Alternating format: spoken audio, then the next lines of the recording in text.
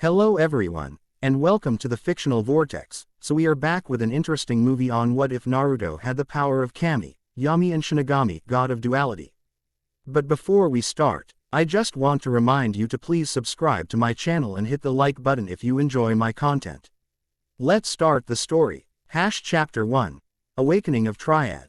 Blood S. Prayed across ancient stone as Naruto's kunai found its mark in the assassin's throat. He didn't pause to watch the body fall, already pivoting toward the three remaining attackers converging on the sealed chamber entrance. Moonlight filtered through crumbling ceiling gaps, casting strange, shifting patterns across the temple floor, patterns that seemed to move independently of the light source itself.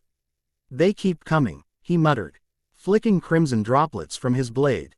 At 22, Naruto Uzumaki bore little resemblance to the orange-clad troublemaker who had once painted the Hokage monument. His features had sharpened into angular planes beneath a shock of sun-gold hair. The whisker marks on his cheeks, legacies of the nine tails sealed within him, seemed to pulse with a strange luminescence in the half-light. The Anbu mask hanging at his hip marked him as elite, though he rarely wore it these days. His reputation preceded him, enemies recognized him regardless. "Southeast corridors compromised," came Shikamaru's voice through his earpiece. "These aren't ordinary shinobi. Their chakra signatures fluctuate, like they're partially existing in another." Static erupted, cutting off Shikamaru's analysis. Naruto tapped the device twice, then abandoned it. Communications had been unreliable since they'd entered this forgotten temple complex beneath the ruins of Uzushiogakure. Something about the place interfered with chakra transmission. "Naruto-kun." The voice came from behind him, soft but steady. Hinata Hyuga emerged from the shadows of an alcove, moving with the fluid grace that had become her hallmark.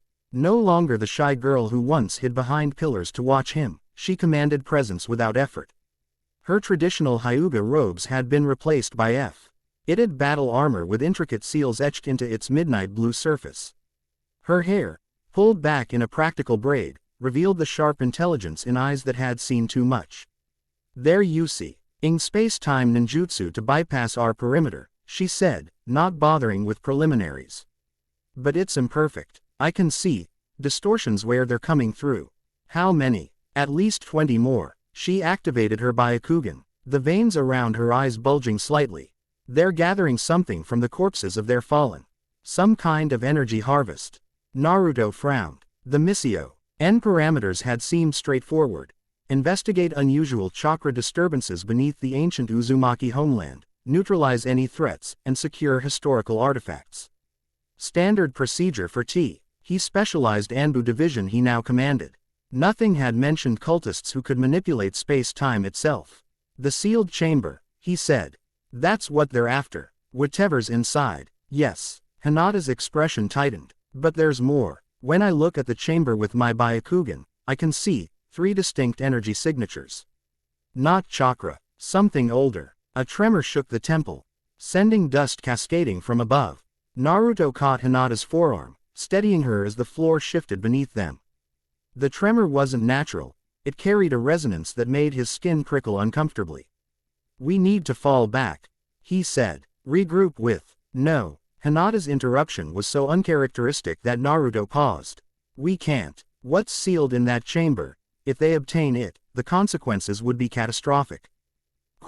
Something in her tone caught his attention. "You know what's in there." It wasn't a question. Hinata met his gaze unflinchingly. "Not exactly. But the Hyuga have guarded knowledge of this place for generations. My branch." She hesitated. "There's a sect within the Hyuga, unknown even to most clan members. We monitor cosmic imbalances." "Cosmic." Another tremor, stronger this time. A hairline fracture raced across the stone floor between them, emanating from the direction of the sealed chamber. "There's no time," Hinata said, urgency threading her voice. "The boundary is already weakening. We have to reach the chamber before they break the final seal." Naruto hesitated only momentarily before nodding. In the years since the Fourth Shinobi War, he had learned to trust Hinata's judgment implicitly. If she believed the situation was this dire, he wouldn't question it. "Lead the way," he said. They moved together through the crumbling corridors, synchronizing their movements with the practiced ease of longtime comrades. 3 attackers emerged from a side passage, black-robed figures with strange, glowing sigils etched into their exposed skin. Naruto engaged them without breaking stride, his taijutsu a blur of precise strikes. "They're not using standard chakra molding," Hinata observed as they dispatched the assailants. "The energy moves through their meridian system differently, like it's flowing backward. Can you disrupt it?" "I've been trying. The gentle fist only partially affects them." They pressed onward, descending deeper into the complex. The architecture grew increasingly strange, angles that seemed to bend in impossible ways, corridors that appeared shorter from one end than the other. Reality itself seemed less fixed here. The tremors increased in frequency and strength. Small objects, dust, pebbles, droplets of water, occasionally defied gravity, floating momentarily before crashing back down. Naruto felt a strange pressure building behind his eyes, an uncomfortable awareness of something vast pressing against the boundaries of perception. When they reached the antechamber to the sealed room, the scene that greeted them was chaotic. 5 black-robed figures stood in a pentagonal formation around an elaborately carved door. The stone surface was covered in spiraling seals that Naruto recognized as ancient Uzumaki work, but interwoven with symbols he'd never encountered before. The cultists were chanting, their voices producing harmonics that made Naruto's teeth ache. The air around them shimmered with distortion, as if reality itself was being bent by their combined will. "Void Harbingers," Hinata whispered, her voice tight with recognition. Just as the texts described. Before Naruto could respond, one of the cultists turned, sensing their presence. The man's eyes widened, not in fear, but in what appeared to be ecstatic recognition. "The vessel approaches," he cried out. "The Trinitarian comes," as was foretold. The other cultists broke formation, turning toward them with unsettling eagerness. The disruption in their ritual caused the energy around the sealed door to fluctuate wildly. Cracks appeared in the ancient stone, glowing with a light that seemed to alternate between blinding white, absolute darkness, and a strange, shadowy purple. "Stop them!" Hinata shouted, already moving. Naruto created 4 shadow clones, each engaging a different cultist. He himself targeted the leader, the one who had recognized him. The man made no attempt to defend himself, simply spreading his arms wide in welcome. "Complete the cycle," the cultist intoned as Naruto's Rasengan formed. "Embrace what has always been yours." Something about the man's words triggered a flash of unease, but Naruto didn't hesitate. The spiraling chakra sphere slammed into the cultist's chest, only to pass through as if the man were smoke. The Rasengan continued its trajectory, striking the sealed door behind him. The instant Naruto's technique made contact with the ancient seals, the world seemed to fracture. Light exploded outward, not from the Rasengan but from the door itself, blinding white, pitch black, and ethereal purple all at once, an impossible combination that somehow registered simultaneously in Naruto's vision. The shock wave threw everyone in the chamber backward, slamming Naruto against the far wall with enough force to crack the stone. Through blurred vision, he saw the sealed door disintegrate, revealing a swirling vortex of tricolored energy. The cultists were being drawn toward it, their bodies elongating grotesquely as they approached the threshold. They offered no resistance, their faces masks of rapturous surrender as their forms twisted and folded into impossible geometries before vanishing into the vortex. "Naruto." Hinata's voice cut through the cacophony of rumbling stone and dimensional distortion. He saw her braced against a pillar, one hand extended toward him.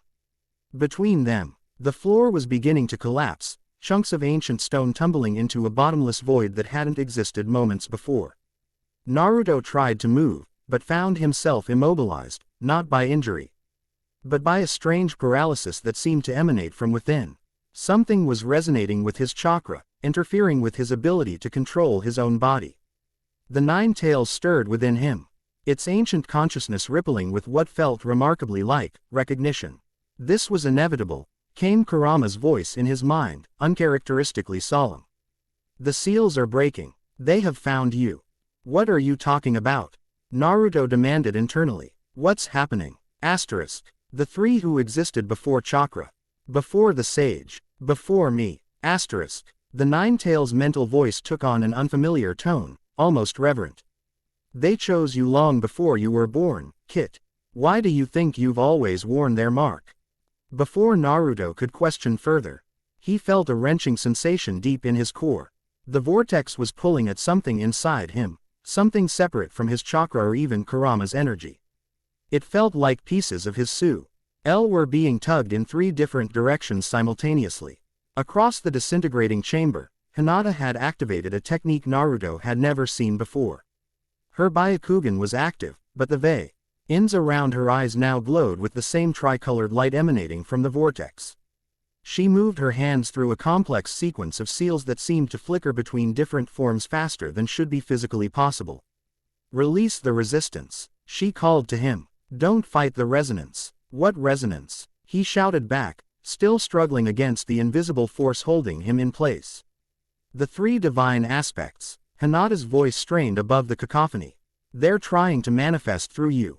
You're the Trinitarian, the vessel of balance." The term meant nothing to Naruto, but the certainty in Hinata's voice penetrated his confusion. With effort, he stopped fighting against the strange force immobilizing him and instead turned his awareness inward, toward the pulling sensation at his core. The effect was immediate and overwhelming. The paralysis vanished, replaced by a rushing influx of something. Not chakra, not natural energy, but a primal force. Chi seemed to rewrite the very fabric of his being as it flowed through him. His consciousness expanded explosively, stretching beyond the confines of his physical form to encompass the entire chamber, the temple complex, the island itself. For a disorienting moment, he perceived reality from countless perspectives simultaneously, through Hinata's eyes, through the dissolving forms of the cultists, through the ancient stone itself. He saw the weave of existence, the interconnected threads of cause and effect stretching backward through time and forward into possibility. And he saw them, 3 vast presences, incomprehensible in their totality, filtering into his awareness through the narrowest of apertures, like trying to channel an ocean through a drinking straw. Kami. Radiant creation, potential given form. The birth of stars and the first cry of newborns. Yami. Necessary destruction, the void between atoms, the darkness that gives meaning to light. Shinigami. The transitional force, the boundary between states. Death as transformation rather than end. They spoke not in words but in concepts that bloomed fully formed in his mind, carrying eons of purpose and intention. The cycle renews. The vessel awakens. Balance must be restored. Naruto felt himself being remade on a fundamental level. Every cell in his body burned with transformation, his chakra network realigning to a accommodate energies it was never designed to channel. The pain was beyond anything he had experienced, beyond even what he had endured when mastering Kurama's chakra. Through it all, he remained conscious, aware of Hinata performing some kind of ritual on the chamber's perimeter.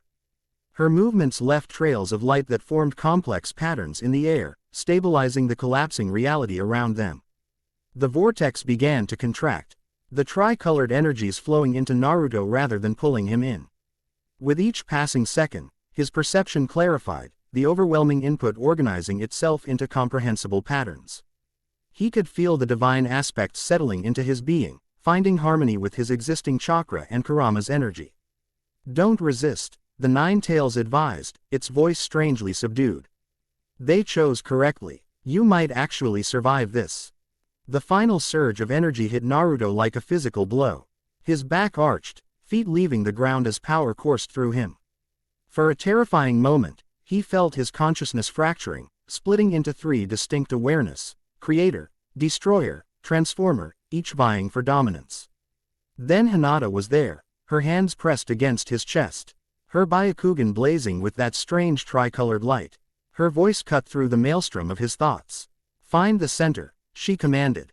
"Not light or dark or transition, the point where all 3 meet in perfect balance. That's where you exist. That's who you are." Naruto focused on her voice, using it as an anchor as he navigated the overwhelming influx of cosmic awareness. He searched for the point of convergence, the still center where the 3 opposing forces achieved harmony. When he found it, everything stopped. The vortex collapsed. The tremors ceased. The pressure in his mind eased as the 3 aspects settled into a tentative equilibrium within him.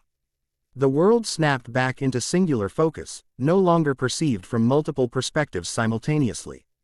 Naruto fell to his knees, gasping. His vision cleared to find Hinata kneeling before him, her hands still pressed against his chest. The strange light had faded from around her eyes, leaving only the normal activation of her Byakugan. Breathe, she instructed softly. Just breathe. The initial integration is the most difficult part.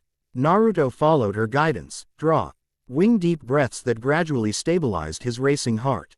With each exhale, the foreign energies within him seemed to settle further, integrating with his existing chakra system rather than overwhelming it.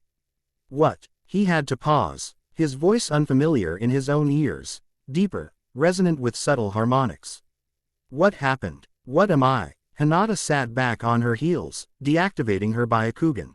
Exhaustion lined her features, but satisfaction gleamed in her eyes. You're the Trinitarian, she said. The first in over 1,000 years.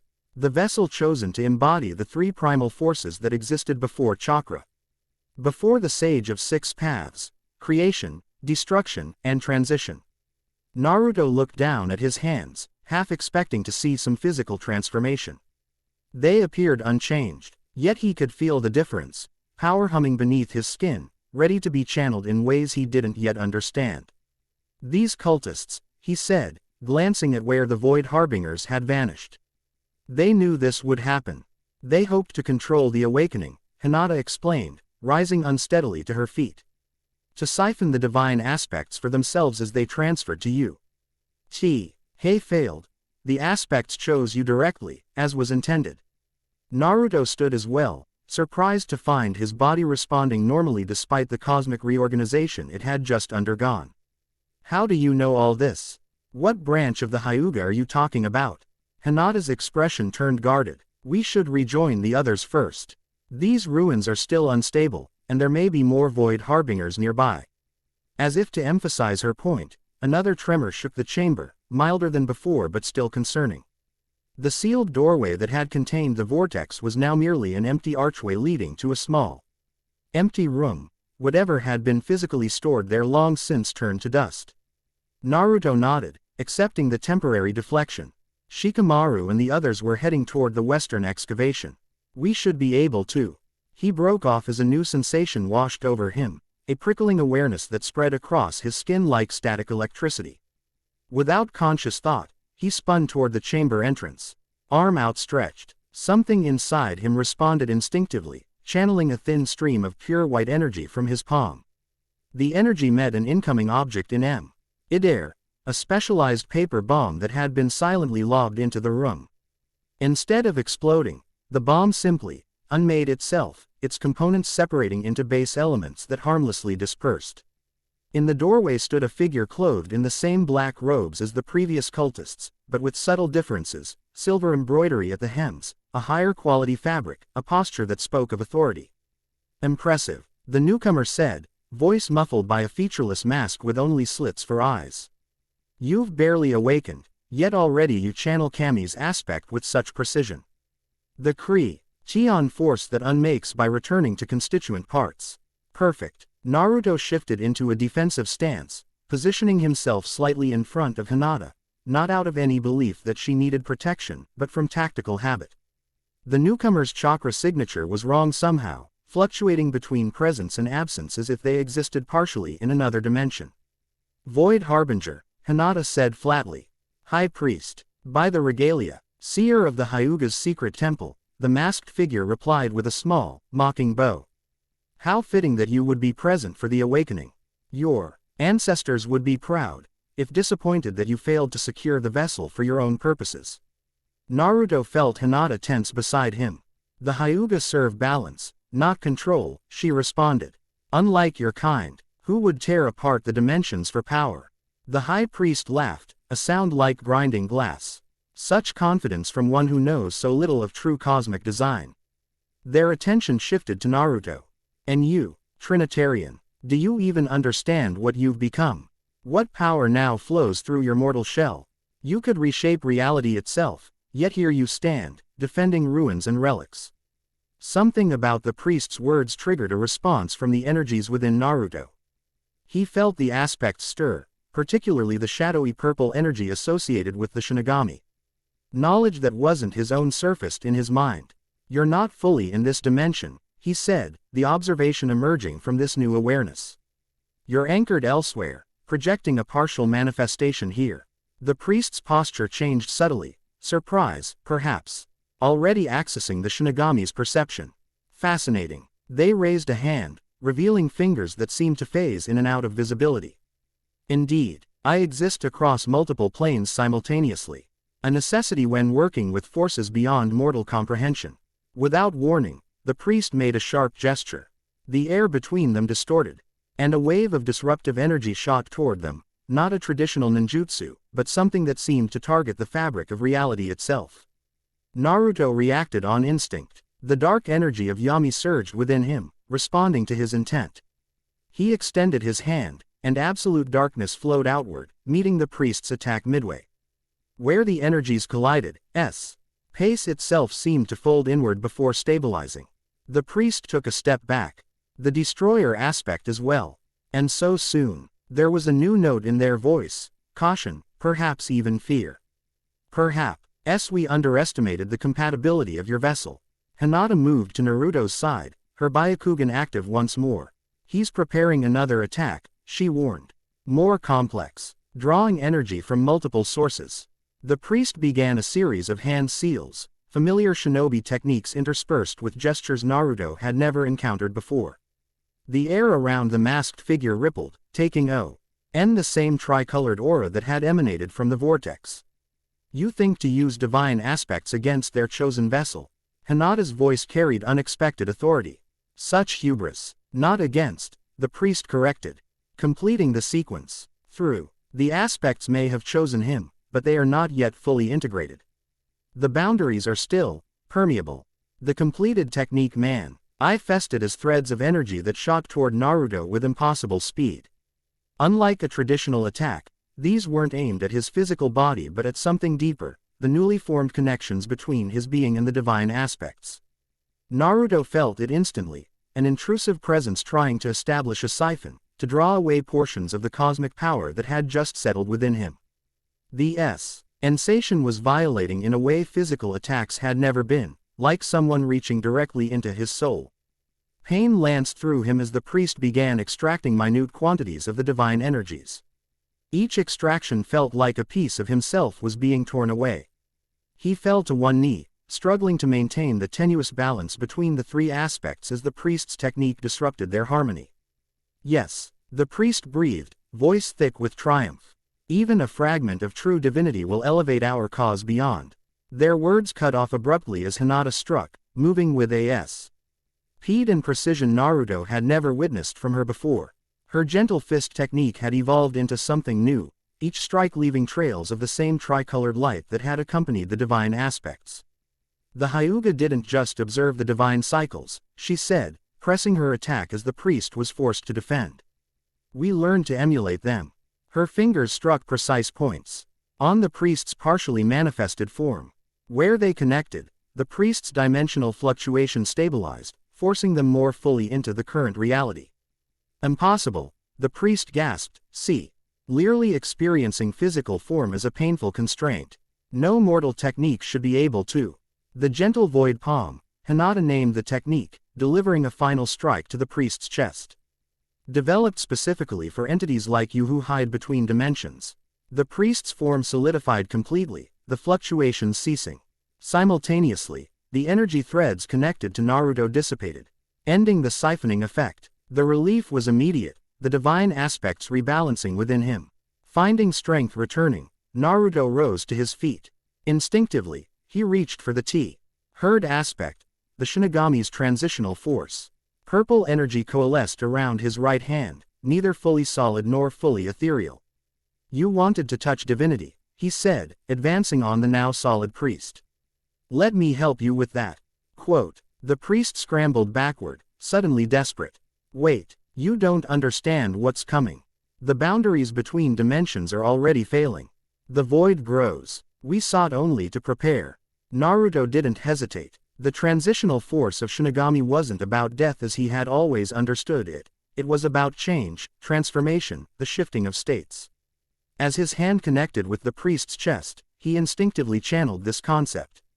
The effect was immediate and precise. The priest's form didn't disintegrate or die in any conventional sense. Instead, Their physical manifestation simply transitioned. Matter converted to energy, energy dispersed in a controlled release that carried no violence or destruction, merely change from one state to another. Where the priest had stood, nothing remained, not even dust. Naruto stared at his hand, the purple energy already fading. You returned their essence to its original state, Hinata explained, coming to stand beside him. The Shinigami's aspect doesn't kill, it transforms. Their consciousness will reform eventually in their home dimension, though the experience will be educational. Naruto absorbed this, trying to reconcile these new abilities with his understanding of himself. The divine aspects had settled into a more comfortable equilibrium within him, their presence distinct yet harmonized. You need to explain everything, he said to Hinata. Not just what I've become, but your involvement, this secret Hyuga branch, these void harbingers, all of it. Hinata nodded, her earlier reticence giving way to resignation. I will, but not here. These ruins will continue to destabilize now that the divine aspects have been released. We need to reach safety first. As if punctuating her point, another tremor shook the chamber, stronger than the previous ones. Cracks spread across the ceiling, ancient stone groaning under stresses it was never designed to withstand. The others, Naruto remembered suddenly. Shikamaru, Sai, already evacuating, Hinata assured him, taking his arm. I can see them with my Byakugan. They're safely outside the complex. We should join them before. A massive section of ceiling collapsed without warning, blocking their exit. Dust filled the chamber, momentarily obscuring vision. When it cleared, they found themselves cut off. The only remaining path leading deeper into the unstable complex. Perfect, Naruto muttered, surveying their predicament. A faint smile touched Hinata's lips. Perhaps it's an opportunity to practice your new abilities. Naruto looked at the rubble blocking their path, then at his hands where traces of divine energy still shimmered beneath his skin. The three aspects stirred within him, each offering different approaches to the obstacle. Kami's creation force could reconstitute the stone into a stable archway. Yami's destruction could disintegrate the blockage entirely. Agami's transition could phase them through solid matter. He closed his eyes briefly, centering himself in the balance point Hinata had helped him find earlier. When he opened them, he had made his decision. Let's try something new, he said, extending both hands toward the collapsed entrance. He drew on Kami and Yami simultaneously, feeling the opposing forces of creation and destruction flow through his chakra network in parallel streams.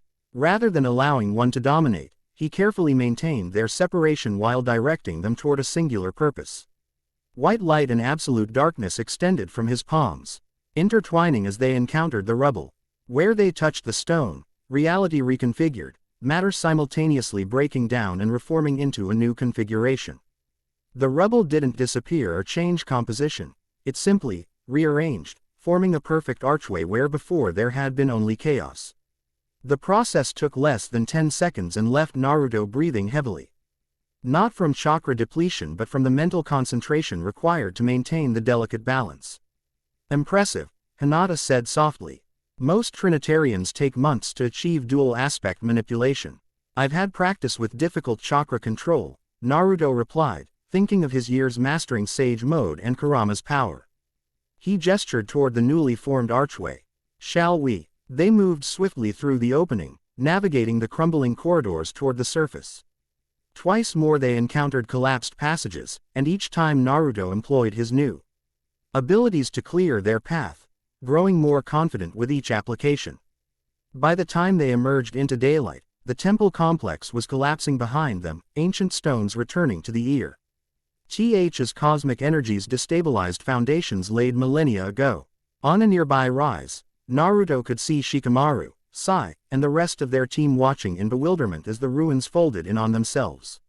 They can't know yet, Hinata said quietly, about what you've become. The knowledge of the Trinitarian must be carefully managed to prevent panic, or worse, those who would seek to control or destroy you before you fully master the aspects. Naruto glanced at her. You want me to lie to my friends? Not lie, Hinata clarified. Simply, omit certain details until we've consulted with those who understand the implications. My clan elders, the secret council, have prepared for this possibility for generations. They will guide your transition. Naruto wasn't entirely comfortable with the secrecy. But he recognized the wisdom in caution. The power now flowing through him was unlike anything he had encountered before, potentially more dangerous than even the Nine Tails if improperly controlled. Fine, he conceded, but I want full disclosure from you. No more secrets about what I'm dealing with. Hinata hesitated, then nodded. The Hyuga's secret temple has observed the cosmic cycles for centuries. We've recorded previous Trinitarians, their awakenings, their triumphs, their failures. Her expression grew solemn. The responsibility you now bear extends beyond our world, beyond even our dimension. The Void Harbingers are merely the first of many who will seek to use your power for their own ends. And what do the Hyuga want with it? Naruto asked directly. Balance, she answered without hesitation. The divine aspects chose you for a reason, Naruto. A convergence approaches, a cosmic alignment that occurs once in many thousands of years. The boundaries between dimensions grow thin. Without a Trinitarian to maintain balance, the consequences would be apocalyptic. Before Naruto could press for more details, Shikamaru spotted them and waved them over. A significant look that promised continued conversation later. They joined the rest of the team. What happened down there? Shikamaru demanded, his analytical gaze sweeping over Naruto with barely concealed concern. The chakra readings were off the charts before our instruments failed entirely. Ancient security system, Naruto replied smoothly, the partial truth coming easily. Uzumaki say, alling techniques interacting badly with whatever was stored in the inner chamber. Shikamaru's eyes narrowed slightly. He knew Naruto well enough to sense the omission, but he didn't press the issue. Quote, we lost contact with Konoha when the disturbances began. No way to report until we return. Then we should get moving, Naruto said, taking charge naturally. The mission's complete, even if the outcome wasn't what we expected. As the team prepared to depart, Sai approached Naruto privately. Your chakra signature has changed, he observed bluntly, typical of his direct nature. It's layered now, more complex. Naruto wasn't surprised that Sai, with his specialized training, had noticed the difference. Side effect of the sealing discharge, he said, maintaining the cover story. Hinata's been monitoring it, nothing to worry about. Sai studied him for a moment longer before nodding, clearly not entirely convinced but willing to accept the explanation temporarily. As the team moved out, Naruto fell into step beside Hinata. How long do we have? He asked quietly. Before whatever convergence you mentioned. 3 months, she replied, her voice equally low. The first signs are already appearing. Dimensional thinning in specific locations, unusual chakra phenomena, increased spiritual activity. The Hidden Village intelligence networks have been reporting anomalies without recognizing the pattern. And these Void Harbingers, a cult that has existed for millennia, dedicated to exploiting the convergence. They believe that collapsing the boundaries between dimensions will grant them godlike power. Her expression darkened. In previous cycles, they've come dangerously close to succeeding. Naruto absorbed this, feeling the weight of responsibility settling over him. The divine aspects within him responded to his contemplation, providing wordless impressions of previous cycles, fragments of memories from past Trinitarians, moments of triumph and tragedy across the long span of history. Will I need to face them alone? He asked, the question emerging from a sudden understanding of the isolation previous vessels had experienced. Hinata's hand found his, squeezing briefly. No, the Hyuga secret temple has always stood with the Trinitarian. And, she hesitated, there are others who will be drawn to you. The divine aspects create resonances with twin individuals, those attuned to specific cosmic frequencies. They will find you, are you them? More complications, Naruto sighed, though without real frustration. Complications had defined his fate from the moment the Nine Tails was sealed within him. Different vessel, same purpose, Kurama commented within his mind.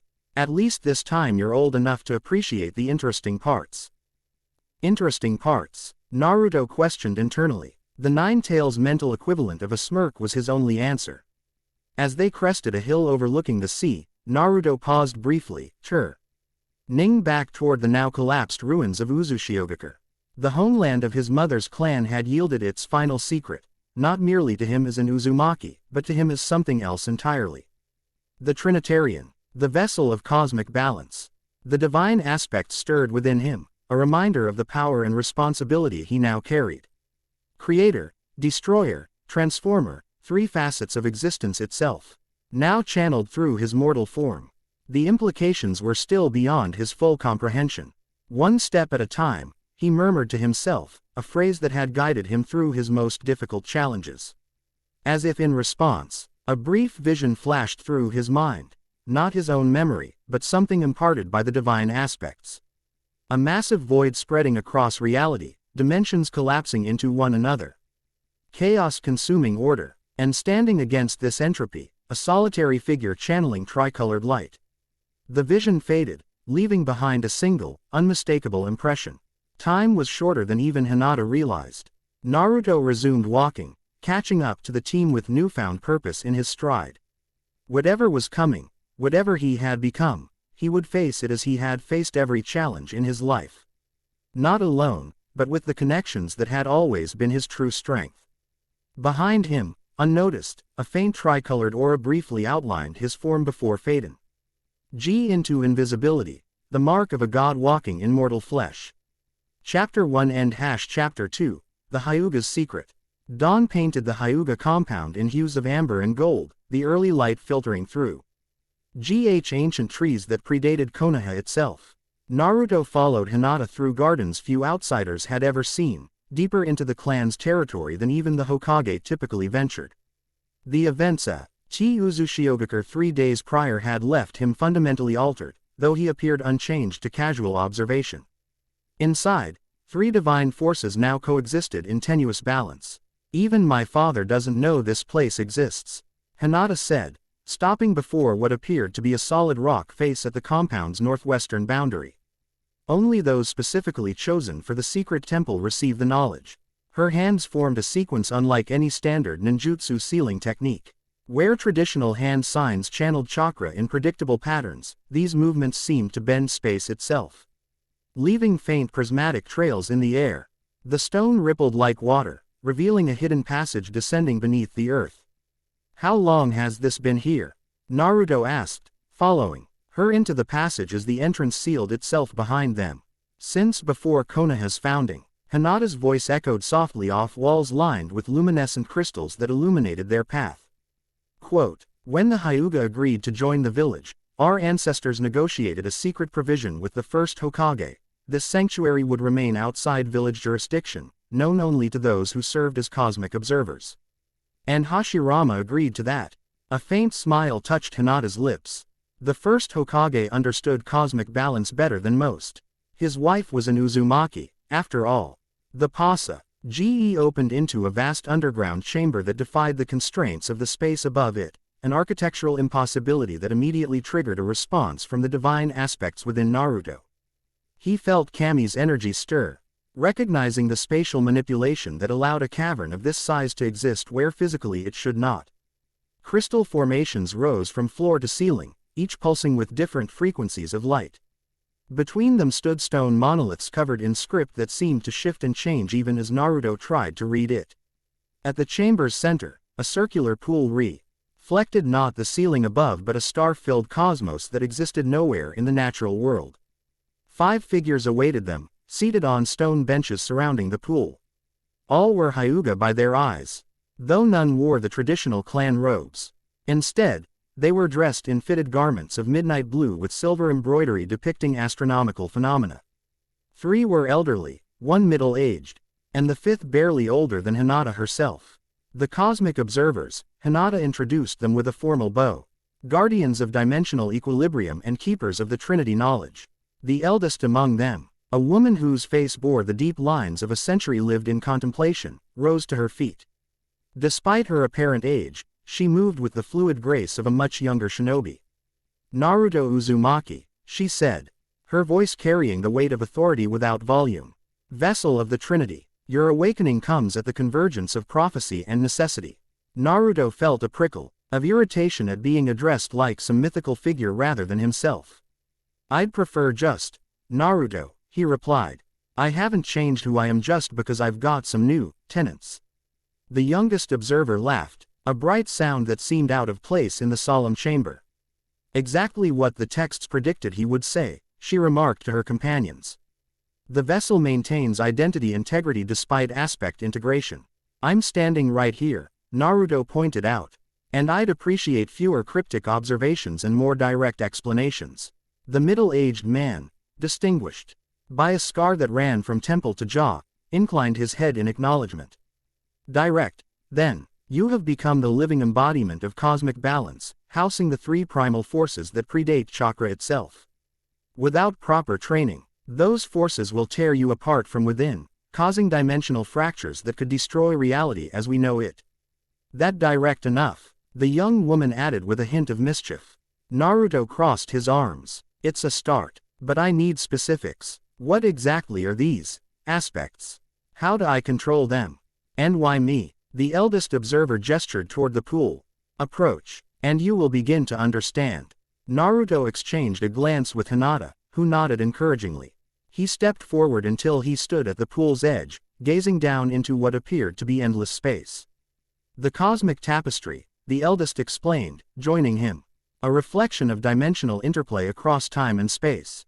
As Naruto watched, the starfield shifted, focusing on three distinct lights, one blindingly white, one absolute black, and one luminous purple. They orbited one another in perfect harmony, maintaining equal distances in an eternal dance. Before the Sage of Six Paths, before Chakra, before the 10 Tails, these three forces shaped existence, the scarred observer explained. Kami, the creator, brings matter from potential into being.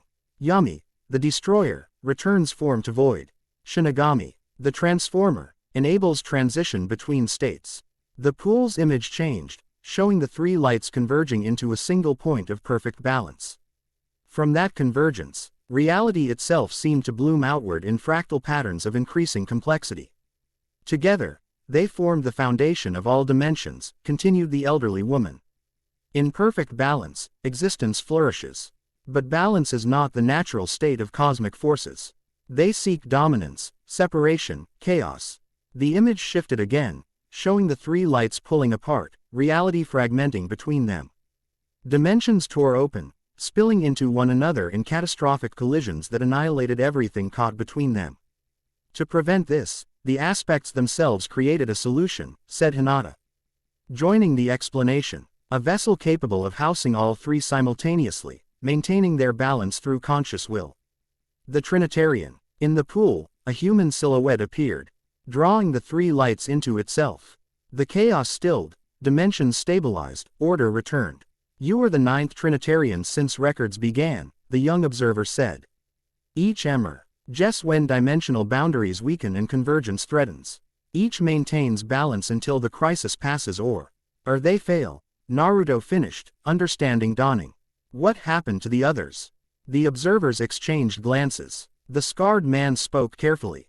3 completed their purpose and passed the aspects to the next vessel when their time came. 4 were corrupted by power, requiring intervention. 1 was destroyed by those who feared divine potential. And you think it'll be different? The eldest observer's pale eyes studied him with unsettling intensity. You have already demonstrated exceptional resilience to spiritual corruption. Your mastery of the 9 tails proves this. More importantly, you possess something previous vessels lacked. Which is connections, Hinata answered simply. Previous Trinitarians isolated themselves, believing solitude necessary for concentration. They lost touch with their humanity. You've always drawn strength from bonds with others.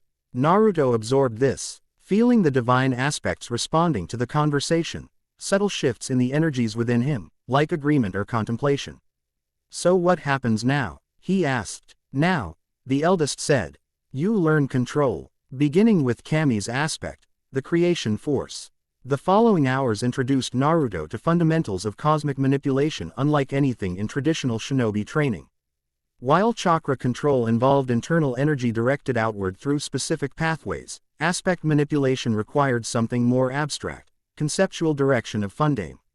NTAL forces that existed simultaneously within and beyond his physical form. The divine aspects weren't techniques to be learned but perspectives to be integrated. Kami's aspect isn't about creating objects from nothing. instructed the scarred observer as Naruto attempted to materialize a simple kunai through willpower alone. It's about recognizing the potential that already exists and giving it form. Everything already exists as possibility, creation merely shifts it into actuality. Naruto closed his eyes, sensing the white light of Kami's aspect responding to his frustration. That doesn't make practical sense. How do I actually use it? Perhaps a different approach, Hinata suggested, taking a seat beside him. When you use shadow clones, you're not creating copies of yourself from nothing. You're distributing your chakra and consciousness into physical forms. Kami's aspect works similarly, but with the fundamental building blocks of reality. This perspective resonated better. Naruto focused on the kunai again. But instead of trying to create it, he concentrated on the components already present. Atoms in the air, energy patterns, the abstract concept of kunai itself existing as potential. White light flowed from his palm, coalescing into the distinctive shape of the weapon. For a moment, it seemed to work, then the half-formed kunai dissolved back into luminous particles. Better, the young observer commented, but you're still thinking materially. Creation isn't about physical assembly. It's about intention manifesting as reality. Hours passed with incremental progress. By midday, Naruto could maintain created objects for several seconds before they dissolved. By evening, he had managed to create a kunai stable enough to throw at a target, though it dissipated on impact. As dusk approached, fatigue set in, not physical exhaustion but a mental strain from maintaining conceptual focus for extended periods. The observers called a halt to the training, seemingly satisfied with his initial progress. Enough for today, the eldest declared. The vessel must rest and integrate today's experiences. Naruto stretched, rolling shoulders stiff from hours of concentration. Does the vessel get a say in the schedule? The youngest observer grinned. The vessel gets dinner, which I think you'll find preferable to more metaphysical lectures. As others departed through various hidden exits, Hinata remained behind with Naruto. They sat together at the edge of the cosmic pool, a comfortable silence between them as Naruto processed everything he had learned. It's a lot to take in, Hinata acknowledged after a while. Even those of us raised with this knowledge spend years understanding the implications. And I've got 3 months, Naruto sighed. He glanced at her profile, struck by the quiet confidence she displayed in this environment, so different from the hesitant girl he had known years ago. Why you? How did you become part of this secret group? Hinata's gaze remained on the cosmic display, stars reflecting in her pale eyes. I was chosen at birth. The observers use a special technique to identify children with cosmic attunement, those capable of perceiving the boundaries between dimensions. I've trained with them since I was 3, parallel to my clan training. That explains some things, Naruto mused. Your Ption always went beyond just the Byakugan. A faint smile touched her lips. It was difficult, having a purpose I couldn't speak of while navigating clan politics and village expectations. Her expression sobered, especially during times when my feelings for you complicated my duty as an observer. The admission hung between them, a rare acknowledgement of feelings Naruto had long been aware of but never properly addressed. Before he could formulate a response, a subtle shift in the chamber's atmosphere drew his attention. The cosmic pool's display had changed, focusing on a IFIC dimensional boundary glowing with unusual intensity.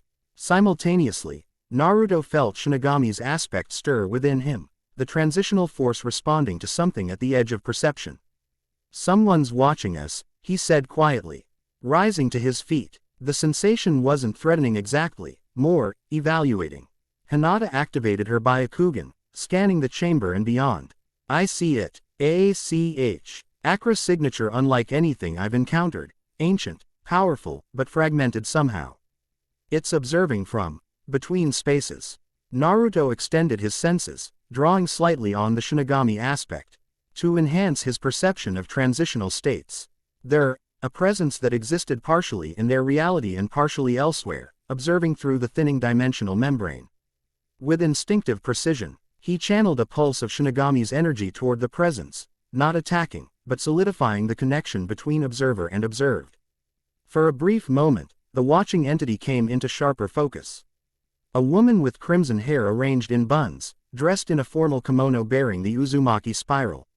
Her face combined aristocratic elegance with fierce intelligence, eyes that had witnessed centuries regarding him with unmistakable recognition. Then the connection broke, the presence withdrawing so rapidly it left a momentary vacuum in perceptual space. "Did you see her?" Naruto asked, turning to Hinata. "Only a silhouette. But that chakra." Hinata's expression showed rare uncertainty. It carried Uzumaki's signature patterns, but with fluctuations of never encountered. "She knew me," Naruto said, certain of this despite the brevity of contact. "Not just as the Trinitarian. As myself." Hinata's brow furrowed. "We should inform the observers." Interdimensional OBS. Pervasion outside controlled conditions could indicate. A distant alarm interrupted her, high-pitched tones that reverberated through the chamber. The cosmic pool's display immediately shifted. "Shall we?" In Konoha's eastern perimeter blazing with combat chakra signatures. "The village is under attack," Hinata said, already moving toward the exit. "We need to go." They emerged from the secret compound into twilight chaos. Smoke rose from Konoha's eastern sector, the distinctive flares of combat jutsu illuminating gathering darkness. Civilian evacuation protocols were in effect, Academy students G.U.ing residents toward shelter areas while Chunin established defensive perimeters. Naruto and Hinata raced across rooftops toward the disturbance, encountering Shikamaru en route. "About time," he said, falling in beside them. "These aren't ordinary attackers. They're using some kind of space-time ninjutsu to bypass barriers. Appearing inside secured areas without triggering sensors. Void harbingers," Hinata confirmed grimly. "Like those we encountered at Uzushiogakure." Shikamaru shot Naruto a pointed look. "So there is a connection. I knew you weren't telling us everything about that mission." "Later," Naruto promised. "Right now, we need to contain this." "What's their target?" "The Hokage Tower archives, apparently. They breached the Forbidden Scroll repository 10 minutes ago. Kakashi-sensei is coordinating the response, but these attackers..." Shikamaru's expression darkened. "They're not fighting to win. They're sacrificing themselves to maintain the breach. They are at the battle zone to find a scene of calculated chaos." Black-robed cultists engaged Konoha shinobi in diversionary combat while their apparent leaders maintained a swirling dimensional rift at the center of the village square. Unlike normal space-time ninjutsu, this portal leaked visible corruption. Reality itself seemed to warp and discolor around its edges. Kakashi spotted them, disengaging from combat to approach. His visible eye narrowed as it passed over Naruto, noting something different despite no outward change. "Their primary team extracted something from the archives and retreated through that portal," he reported. "These remaining forces are just buying time. Standard tactics aren't working. They don't respond to pain or fatal injuries like normal humans." As if to illustrate his point, a nearby Konoha Jonin landed a killing blow on a cultist, running him through with a lightning-charged blade. The cultist simply laughed, grabbing the embedded weapon and pulling it deep. While continuing to attack with his free hand. "They've undergone void communion," Hinata explained, her Byakugan active. "Their life force is anchored outside normal dimensional boundaries. Physical damage is irrelevant unless you sever the anchor point." Kakashi absorbed this without questioning its source. "And how exactly do we do that?" Naruto felt the divine aspect surge in response to the dimensional distortion. Each offering different approaches to the problem. With newfound clarity, he understood that this wasn't coincidence. The attack had been timed deliberately, forcing him to use his new abilities publicly before he was prepared. "I'll handle the portal," he decided. "Hinata, show Kakashi-sensei how to target their anchor points. Shikamaru, coordinate to ensure civilians stay clear of the dimensional corruption. It'll have unpredictable effects on anyone who touches it." They dispersed without argument, recognizing the natural authority in his tone. Naruto approached the swirling portal, assessing its structure with senses beyond ordinary perception. The dimensional rift wasn't crude or unstable as he had initially thought. It was precisely calibrated, its corrupt Chion intentionally designed to provoke the divine aspects within him. 3 cultists maintained the portal through a triangular formation, chanting in a language that seemed to hurt the air itself. Air bodies were more obviously modified than the combat cultists, skin translucent enough to reveal organs that pulsed with unnatural light, eyes replaced with swirling vortices of darkness. As Naruto approached, they ceased their chanting in unison, turning to face him with expressions of religious ecstasy. "The Trinitarian comes," said the first, voice resonating at multiple harmonic frequencies simultaneously. "The vessel approaches," intoned the second, words leaving visible distortions in the air. "The balance manifest," concluded the third, speaking through a mouth that opened horizontally rather than vertically. Naruto felt the divine aspects responding to their recognition, Kami's light, Yami's darkness, and Shinigami's transitional force all surging toward consciousness. With effort, he maintained control, allowing only enough power to surface for assessment rather than reaction. "You wanted my attention," he said evenly. "Now you have it. Close the portal and surrender." The cultists laughed in perfect synchronicity, the sound causing nearby windows to crack. "We serve the greater harmony," they said in unison. "The boundaries must fall. The dimensions must merge. The void must consume. Then you leave me no choice," Naruto replied, drawing on the training he had received earlier that day. He focused on Kami's aspect, the creation force responding readily to his intent. White light emanated from his palms as he approached the dimensional rift. Rather than attacking the cultists directly, he targeted the structure of the portal itself, not trying to destroy it, but to create stability where they had introduced instability. The effect was immediate and visible. Where the portal's edges had been dissolving reality, order began to reassert itself. The corruption retreated, the dimensional boundaries firming under Kami's influence. The cultists responded with increased chanting, pouring more corrupting energy into their creation. The portal pulsed, expanding slightly despite Naruto's efforts to contain it. "Your understanding is incomplete," they taunted in unison. "Creation alone cannot counter unmaking. The Trinity must balance to achieve effect." They were right, Naruto realized. Kami's aspect alone couldn't counter a dimensional distortion designed to exploit the intersection of all three cosmic forces. He needed to employ the aspects in harmony, but he had only begun training with one, and using multiple aspects simultaneously had nearly overwhelmed him at Uzushiogakure. Across the square, he caught Hinata's eye. She had been demons, tracking anchor targeting techniques to Kakashi and several Anbu operatives, but paused upon sensing Naruto's predicament. With subtle hand gestures, she conveyed a message: trust the balance. Don't force control. Understanding bloomed. He had been approaching the aspects as separate forces to be individually mastered and controlled. Instead, he needed to find the point of convergence, the blank. Where all three naturally aligned toward a single purpose. Naruto closed his eyes briefly, centering his awareness at the point where the three aspects intersected within him.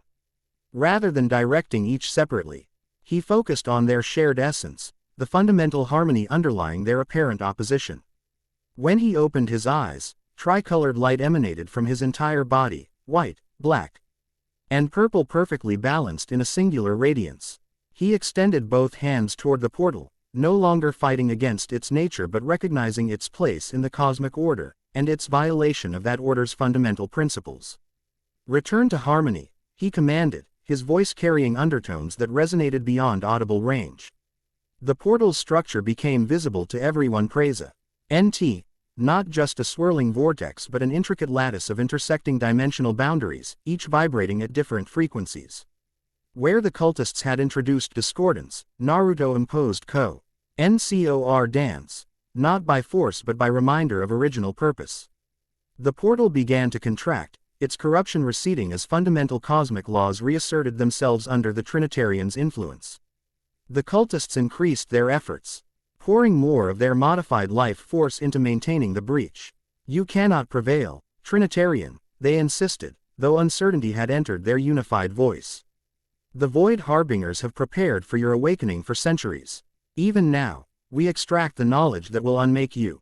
Naruto stepped closer, the tricolored aura intensifying around him. "What did you take from the archives?" Their answering smiles held genuine pity. "The legacy of your predecessor. The Trinitarian who failed." With that cryptic response, the cultists made their final move, not to strengthen the portal but to destabilize it completely. They simultaneously slashed open their modified bodies, releasing the unnatural light contained within their organs. The energy poured into the portal, causing it to fluctuate wildly. If we cannot maintain it, we shall ensure it collapses catastrophically, they declared with dying satisfaction. Behold the first taste of dimensional unraveling. The portal began to implode, its controlled structure dissolving into chaotic energy. Naruto felt rather than saw the danger. If the dimensional breach collapsed uncontrolled, it would release a shockwave of conflicting spatial geometries that would tear apart everything within a half-mile radius. Without conscious decision, he channeled all three aspects simultaneously, Kami to establish parameters, Yami to absorb excess energy, Shinigami to guide transition between states.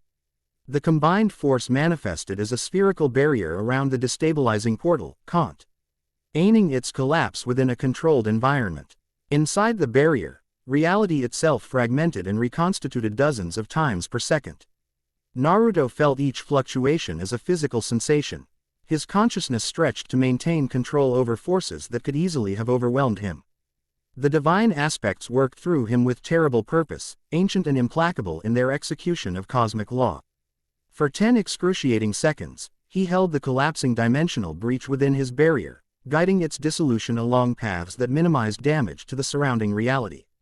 When it finally winked out of existence, the release of tension nearly brought him to his knees.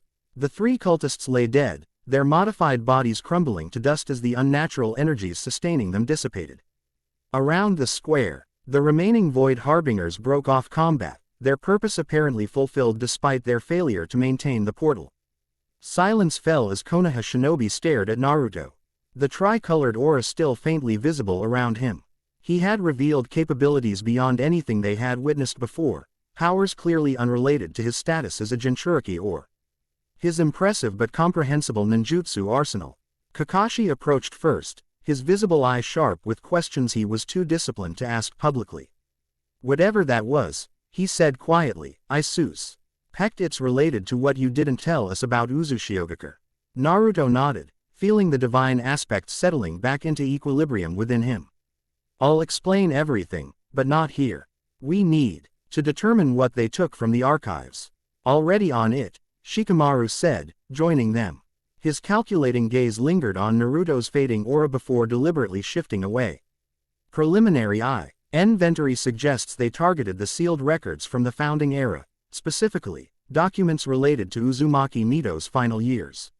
The name triggered an immediate connection to the watching sense Naruto had sensed in the Hyuga's secret chamber, the red-haired woman with ancient eyes. Mito Uzumaki, wife of the first Hokage and the first Jinchuriki of the Nine Tails. His distant relative, but why would the Void Harbingers target information about her? And what had they meant by, your predecessor? Before he could pursue these questions, a commotion at the edge of the square drew their attention. Civilians were being ushered back by Anbu operatives, but one figure moved against the flow, approaching with calm determination that brooked no interference. A young woman with striking crimson hair arranged in traditional Uzumaki-style buns, dressed in a formal kimono that had last been fashionable a century ago. Her face combined aristocratic beauty with piercing intelligence, dark eyes surveying the aftermath of battle with clinical assessment. It was her, the presence he had sensed watching from between dimensions. But now she walked among them in physical form, as solid and present as anyone else in the square. The divine aspects within Naruto reacted immediately to her appearance, particularly Kami's creation force, which surged in recognition of kinship. Not genetic kinship, though that existed as well, but spiritual resonance with someone who had touched the same cosmic energy. She stopped several paces away, studying him with eyes that held memories beyond their apparent age. When she spoke, her voice carried the refined accent of a bygone era. Uzumaki Naruto, she said, inclining her head slightly. We have much to discuss about the burden you now carry, and about the mistakes that cannot be repeated. Murmurs spread through the gathered shinobi. Most were too young to recognize her from historical records, but the older Jonin and Anbu members reacted with visible shock. Some even taking involuntary steps backward. Kakashi stared openly, his composed demeanor slipping for once. Impossible, he breathed. You're Uzumaki Mito, she confirmed calmly. Yes and no. The explanation is complicated and relevant only to the Trinitarian. Her attention remained fixed on Naruto. The Void Harbingers have accelerated their timeline. The knowledge Haste concerns the last convergence, and why it ended in catastrophe. Hinata had joined them, her Byakugan active as she studied the impossible woman before them. Your chakra pattern is authentic but fragmented, she observed. You're not a reanimation or transformation. You're partially reincarnated, Mito finished for her. A contingency established before my original death, trigger. D by the awakening of a new Trinitarian during a convergence cycle. I retain the memories and knowledge of Uzumaki Mito, though this body is newly formed and not all of my original power came with it. Naruto felt pieces connecting in his mind. The cultists, reference to his predecessor, their target in the archives, the sudden appearance of a woman who had died decades before he was born. You were the previous Trinitarian, he stated, certainty growing as the divine aspects confirmed his intuition. The one who failed. A shadow passed across Mito's composed features. Yes, the eighth vessel of the Trinity. And the only one to surrender the aspects before death rather than passing them through transition. Her gaze traveled to the space where the dimensional portal had been. A Deces. Ion that had consequences I could not have foreseen. The implications were staggering. If Mito had been the previous Trinitarian, that meant the divine aspects had been dormant or separate for decades before finding Naruto. It explained why the Void Harbingers had been prepared for his awakening. They had been waiting through the abnormal gap between vessels. This conversation requires privacy, Hinata interjected, glancing meaningfully at the gathering crowd of shinobi and civilians. And the observers should be present. Agreed, Mito said. The Hyuga secret temple will suffice, assuming it remains as it was in my day. Kakashi cleared his throat. As Hokage, I need to be briefed on any threat to the village. Whatever this is, he gestured to encompass Naruto's fading aura, Mito's impossible presence. And the aftermath of the dimensional breach clearly qualifies. Of course, Mito acknowledged with the slight condescension of someone who had once held greater authority than anyone present. But first, we must secure against further incursions. The Void Harbingers rarely limit themselves to single attacks. As if summoned by her warning, a distant explosion shook the village. All heads turned toward the Hokage Mountain, where a plume of smoke rose from the vicinity of the emergency shelters. A diversion, Shikamaru realized immediately. The portal attack was aimed to draw our strongest defenders here while they targeted civilians elsewhere. No, Mito contradicted, her expression grim. Not civilians. They seek bloodline inheritors, those with genetic potential for cosmic attunement. Particularly children. Horror dawned as the implications became clear. The emergency shelters would be filled with Konoha's youngest and most vulnerable, including those from clans with special abilities or chakra affinities. Go, Naruto told Kakashi and Shikamaru. Coordinate the defense. I'll handle any dimensional breaches. They departed without argument, recognizing the necessity of specialized response to specialized threat. Konoha's conventional forces could manage traditional combat, but only Naruto could counter the Void Harbinger's dimensional manipulations. You've barely begun to understand your capabilities, Mito observed as they moved rapidly toward the new attack site. Using multiple aspects simultaneously is dangerous without proper training. I managed earlier, Naruto responded, feeling the divine aspects stirring again in anticipation of confrontation. You were fortunate. The aspects responded to crisis autonomously, lending you their power without requiring conscious direction. Such cooperation cannot be relied upon consistently. Hinata, keeping pace beside them, added, the Trinitarian must achieve conscious integration. Not merely serve as a conduit during emergencies. The explosion site came into view, a collapsed section of the mountain's face where an emergency shelter had been carved into the rock. Konoha Shinobi were already engaged with black-robed cultists similar to those from the first attack. Unlike the portal maintainers, these Void Harbingers focused on combat, their modified bodies allowing them to employ jutsu with unusual properties, shadow techniques that consumed light, water ninjutsu that corroded rather than drenched, earth manipulation that violated normal physical laws. Behind the frontline combatants, a group of higher-ranking cultists were systematically examining evacuated children, checking for some quality visible only to them before discarding those who failed to meet their criteria. A small number had been separated and were being ushered toward a smaller dimensional portal partially hidden within the rubble. Their harvesting, Mito stated, voice cold with recognition. Seeking those with specific chakra resonance patterns that indicate cosmic attunement potential. To what end? Naruto asked, already channeling Kami's aspect in preparation. Sacrifices to thin dimensional boundaries. Hinata answered grimly, her Byakugan active.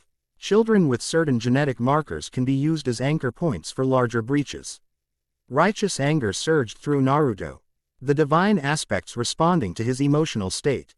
The white light of Kami manifested around his right hand, the absolute darkness of Yami around his left, while Shinigami's purple radiance CED patterns across his skin like living tattoos. Not in my village, he growled. Not while I exist. Without waiting for guidance from his more experienced companions, Naruto launched himself into the fray. The divine aspects responded to his protective fury, lending him speed and perception beyond normal human limitations. He moved through the battlefield like a force of nature, not attacking indiscriminately but with surgical precision, targeting the cultists, handling the children first. Where Kami's light touched cultists, their corrupted modifications reversed, unnatural organs returning to normal tissue. Dimensional anchors dissolving as creation reasserted proper biological function. Those struck by Yami's darkness simply ceased to exist in sections, matter returning to fundamental void without violence or gore. Shinigami's transitional force proved most disturbing to witness. Cultists touched by the purple energy neither healed nor disintegrated but transformed, their bodies reconfiguring into harmless elemental substances according to their dominant chakra nature. The Void Harbingers recognized the threat immediately, abandoning their selection process to focus entirely on Naruto. They converged from all directions, employing increasingly desperate techniques to slow or capture him. Trinitarian, called their apparent leader, a tall figure whose robes bore more elaborate sigils than the others. We need not be adversaries. The coming convergence will remake reality regardless of your interference. Join us in guiding that transformation rather than futilely opposing cosmic inevitability. Naruto didn't bother responding verbally. Instead, he channeled all three aspects simultaneously, manifesting the perfect balance he had achieved briefly during the portal collapse. Tricolored energy expanded outward in a controlled wave, washing over the battlefield in a tide of cosmic realignment. Where the wave touched corrupted Void Harbingers, it acted according to their nature, healing those who could be healed, removing those too far gone, transforming those in between. The smaller dimensional portal collapsed without catastrophic feedback, its energy safely absorbed and redistributed. Children who had been modified or partially processed were gently restored to their natural state, the foreign energies dissolving from their systems. The leader alone seemed capable of resisting, generating a shield of corrupted dimensional energy that deflected the tricolored wave. His exposed face contorted with furious recognition. So like your predecessor, he spat. Mito also believed balance could be maintained without sacrifice. Her failure doomed millions across multiple dimensions when the convergence came unmanaged. Will you repeat her mistake?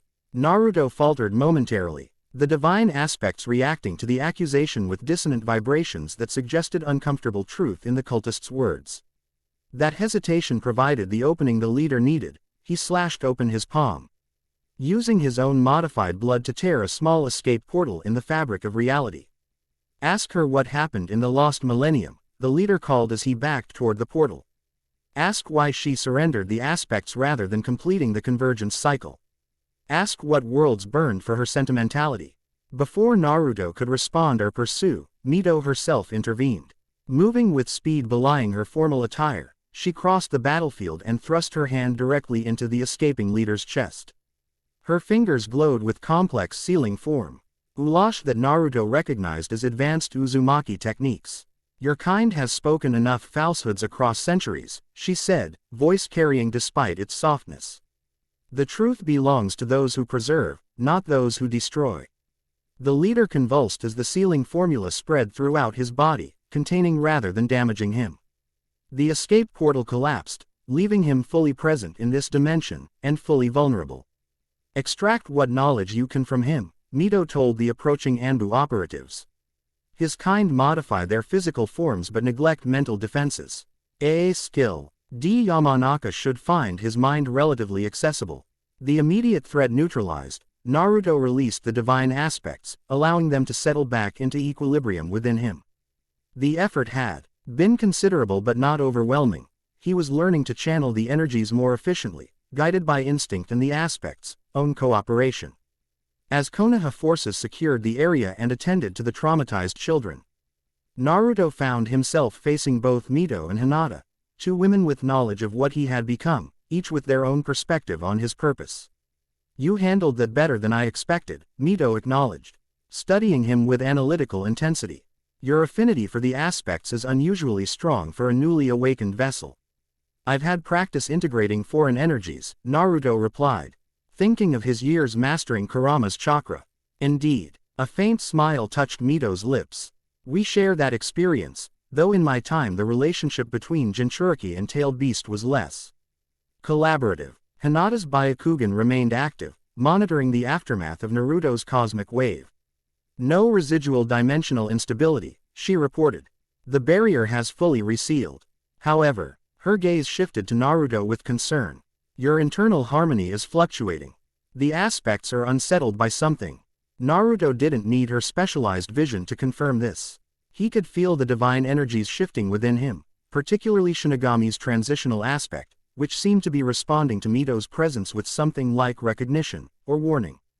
"What did he mean?" Naruto asked Mito directly. "About your failure and worlds burning."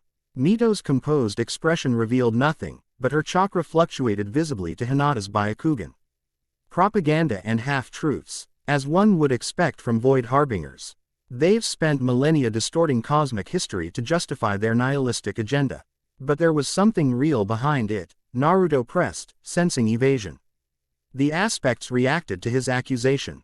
A long moment of silence stretched between them, broken finally by Kakashi's arrival with Shikamaru and several Jonin commanders.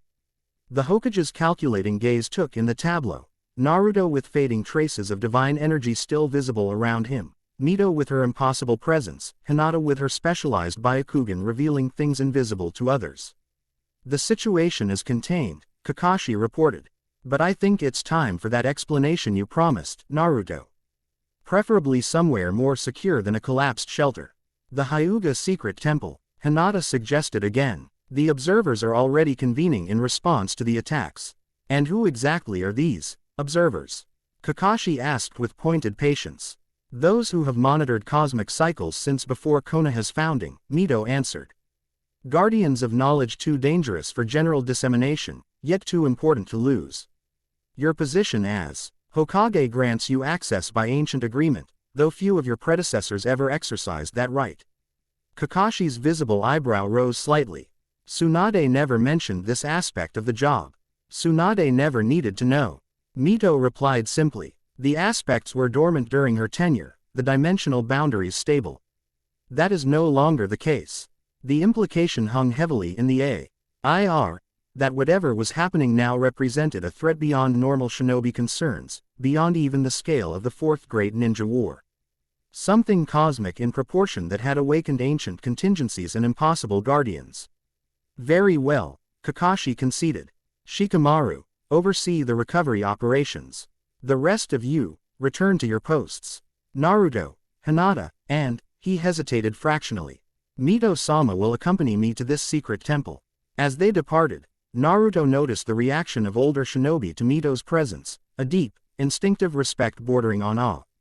History remembered her as the first Hokage's wife and the first Jinchuriki, but clearly there had been more to her role that hadn't made it into standard academy texts. The journey back to the Hyuga compound passed in tense silence, each participant processing the implications of the day's events. Naruto used the time to center himself, feeling the divine aspects gradually settling into more harmonious alignment as the immediate crisis faded.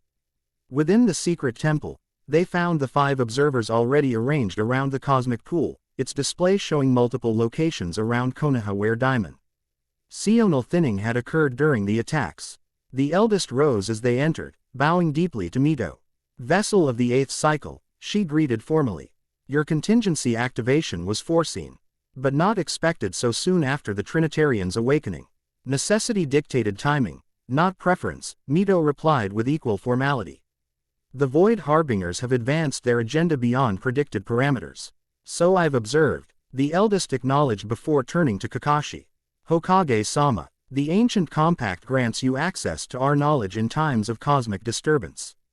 Ask what you will. Kakashi's gaze swept the chamber, taking in its impossible architecture and the technologies or techniques far beyond conventional shinobi understanding. When he spoke, his voice carried the authority of his office. I want to know what threatens my village, why one of my best shinobi is suddenly channeling divine energy, and how a woman who died before I was born is standing in this room. In that order, preferably. The scarred observer gestured toward the cosmic pool.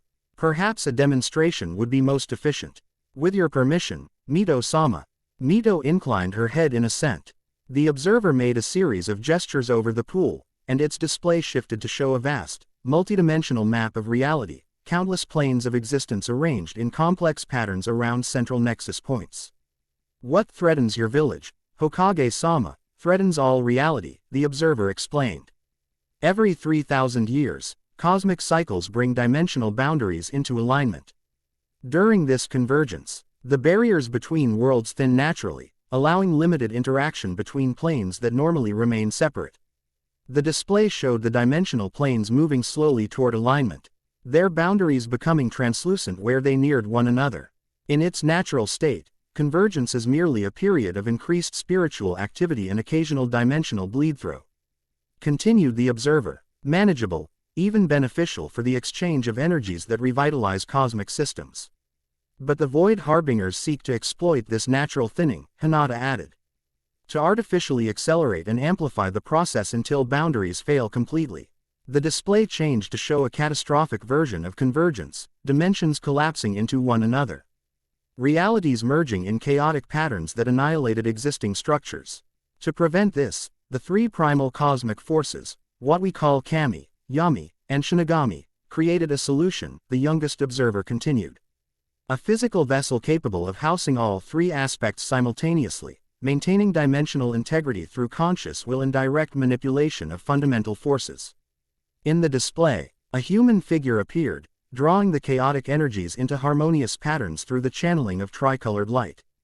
The Trinitarian, Kakashi surmised, glancing at Naruto. Yes, 9 have existed since our records began, confirmed the eldest observer. Naruto is the 9th, awakened as the current convergence cycle begins. And my role in this? Mito asked quietly. The display shifted again, focusing on a specific convergence cycle approximately 80 years in the past. The Trinitarian figure in this simulation bore Mito's distinctive appearance. Uzumaki Mito was the 8th Trinitarian. The scarred observer explained, selected by the aspects during the previous convergence cycle. She successfully maintained dimensional integrity throughout the period of greatest instability, but... He hesitated, glancing at Mito, who continued the explanation herself.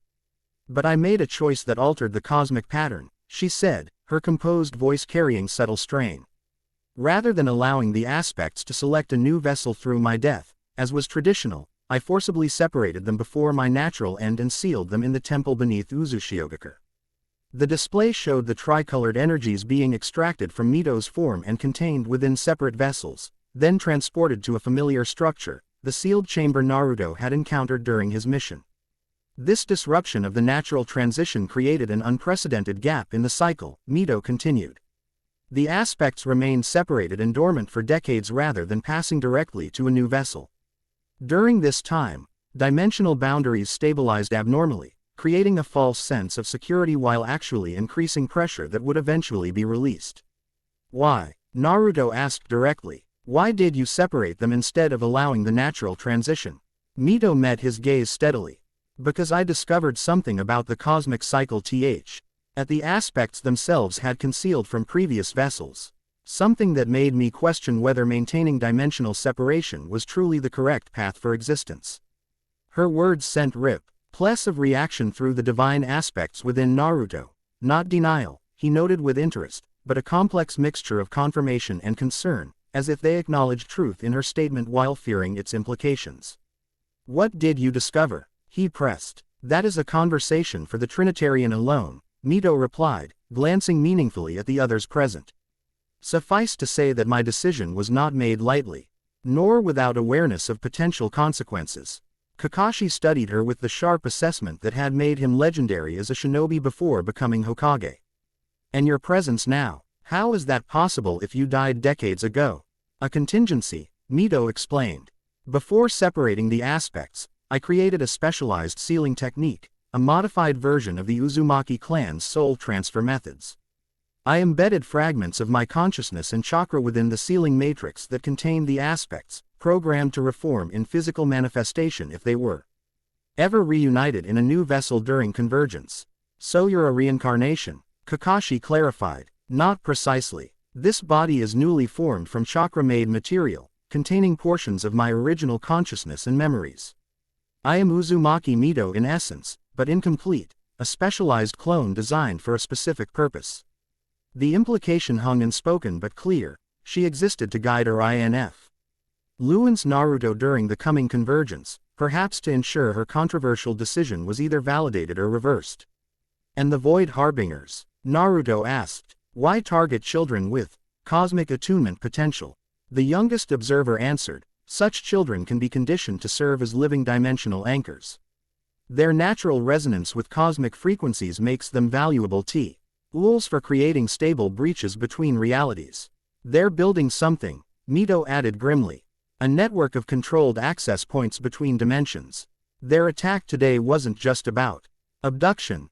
They were testing Konoha's defenses and your responsiveness as the Trinitarian. And mapping dimensional weak points, Hinata concluded, studying the pool's display where faint distortions remained visible at the attack sites. They'll use that data to plan larger incursions.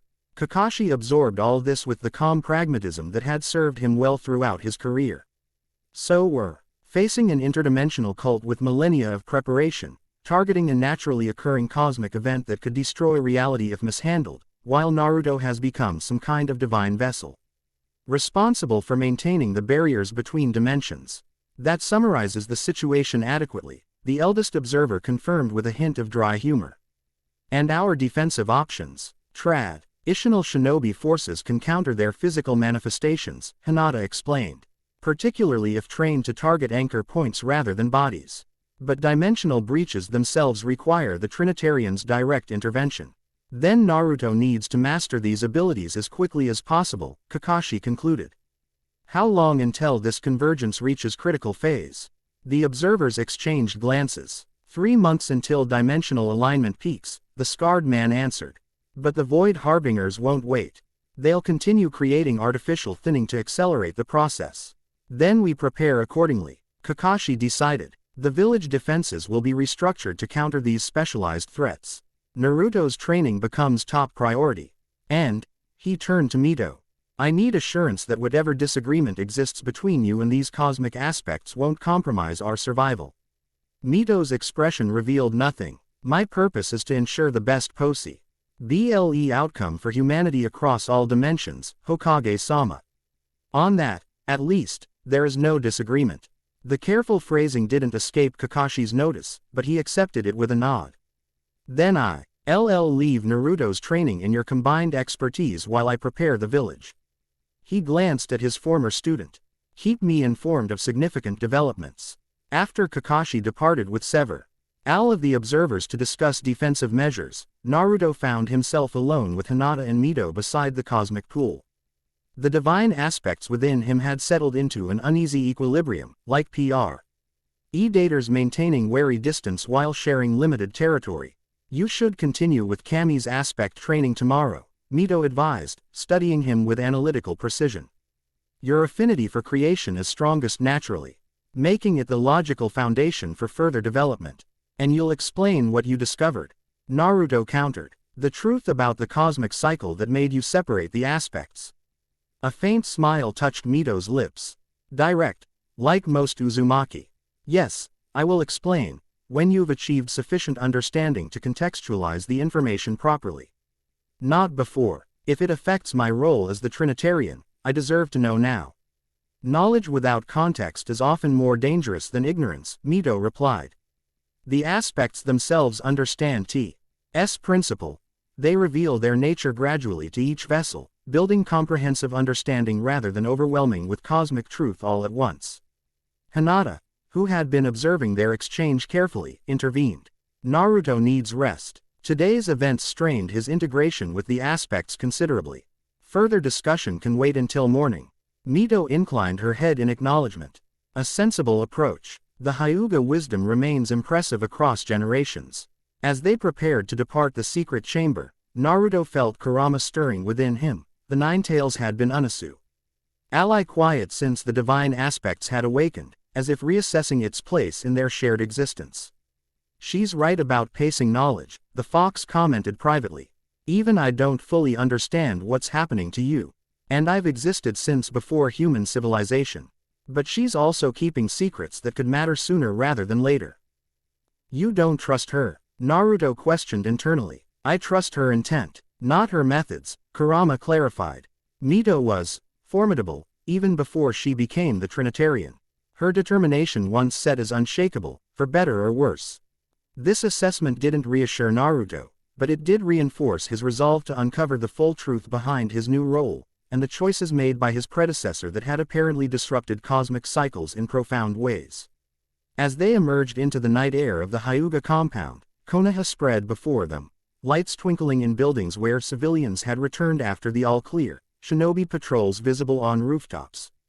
The Hokage Tower illuminated as emergency councils convened. His village, his home, unaware that it now housed not just their hero from the Fourth War, but a vessel of cosmic forces beyond human comprehension. Get some rest, Hinata advised gently, momentarily touching his arm. Tomorrow will bring new challenges.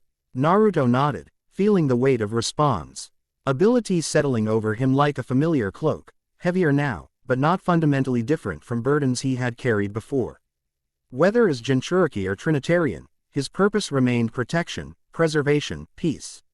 As Hinata departed toward the main Hyuga residence, Mito lingered, her gaze fixed on the distant horizon where stars shimmered against the night sky. They're beautiful from this perspective, aren't they? She observed quietly. Stars seen through the filter of atmosphere, distance rendering cosmic violence into gentle light. Is that a metaphor for something? Naruto asked, sensing deeper meaning in her observation. Mito's smile held centuries of knowledge compressed into a moment. Everything is a metaphor when you've seen reality from the aspect's perspective. Beauty and destruction, creation and void, life and transformation, all part of the same cosmic dance. And which part of the dance did you disrupt by separating them? Her expression grew solemn. The part where sacrifice is demanded without question. The part where cycles repeat endlessly without evolution. She met his gaze directly, her eyes reflecting starlight. The part where vessels serve without understanding why. With that cryptic statement, she turned and walked away, her formal kimono ghostly in the moonlight, a fragment of history moving through a present she had never expected to witness. Carrying knowledge that might save or doom them all. Naruto watched her go, feeling the divine aspects stir with disquiet at her words. Whatever Mito had discovered during her time as the Trinitarian, it remained significant enough to create dissent between cosmic forces that had existed in harmony since the dawn of creation. And he, whether ready or not, now stood at the center of that ancient conflict. With 3 months to master divine power, confront interdimensional cultists, and navigate the complex truth behind the cosmic order itself. Just another day in the life of Uzumaki Naruto. Chapter 2 and Chapter 3, Shadows of Destruction. Absolute darkness pooled between Naruto's hands, a perfect absence that devoured light and sound. The void-like sphere rotated slowly, consuming even the air that touched its boundaries, creating a subtle vacuum pressure that pulled at his fingertips. This wasn't shadow or darkness in any conventional sense, it was the fundamental negation of existence itself. The primordial state of non-being given temporary form. Hold the boundary, Mito instructed from across the training chamber. Intent shapes Yami's aspect. Destruction without purpose becomes mere obliteration. Sweat beaded on Naruto's forehead as he struggled to maintain the delicate balance. Unlike Kami's creation aspect, which had responded naturally to his optimistic nature, Yami's destructive force fought against his control, not with malice but with the inevitable gravity of dissolution. All things sought to return to void, Yami simply expedited the process. I don't understand why it keeps expanding, he muttered, fingers trembling as the dark sphere pulsed outward against his will. I'm maintaining the same focus as yesterday. Destruction is not static, Mito explained, moving closer to observe his technique. Creation establishes patterns that persist independently. Destruction requires constant boundary reinforcement. The Void's nature is to grow. 3 weeks had passed since the Void Harbinger attack on Konoha. 3 weeks of intensive training with the divine aspects, splitting time between Kami's creation techniques with the Hyuga Observer. And Yami's destruction principles with Mito. His progress with the former had been remarkable. He could now manifest and maintain complex created structures for hours, even imbuing them with specific properties beyond mere physical form. But Yami's aspect remained frustratingly elusive.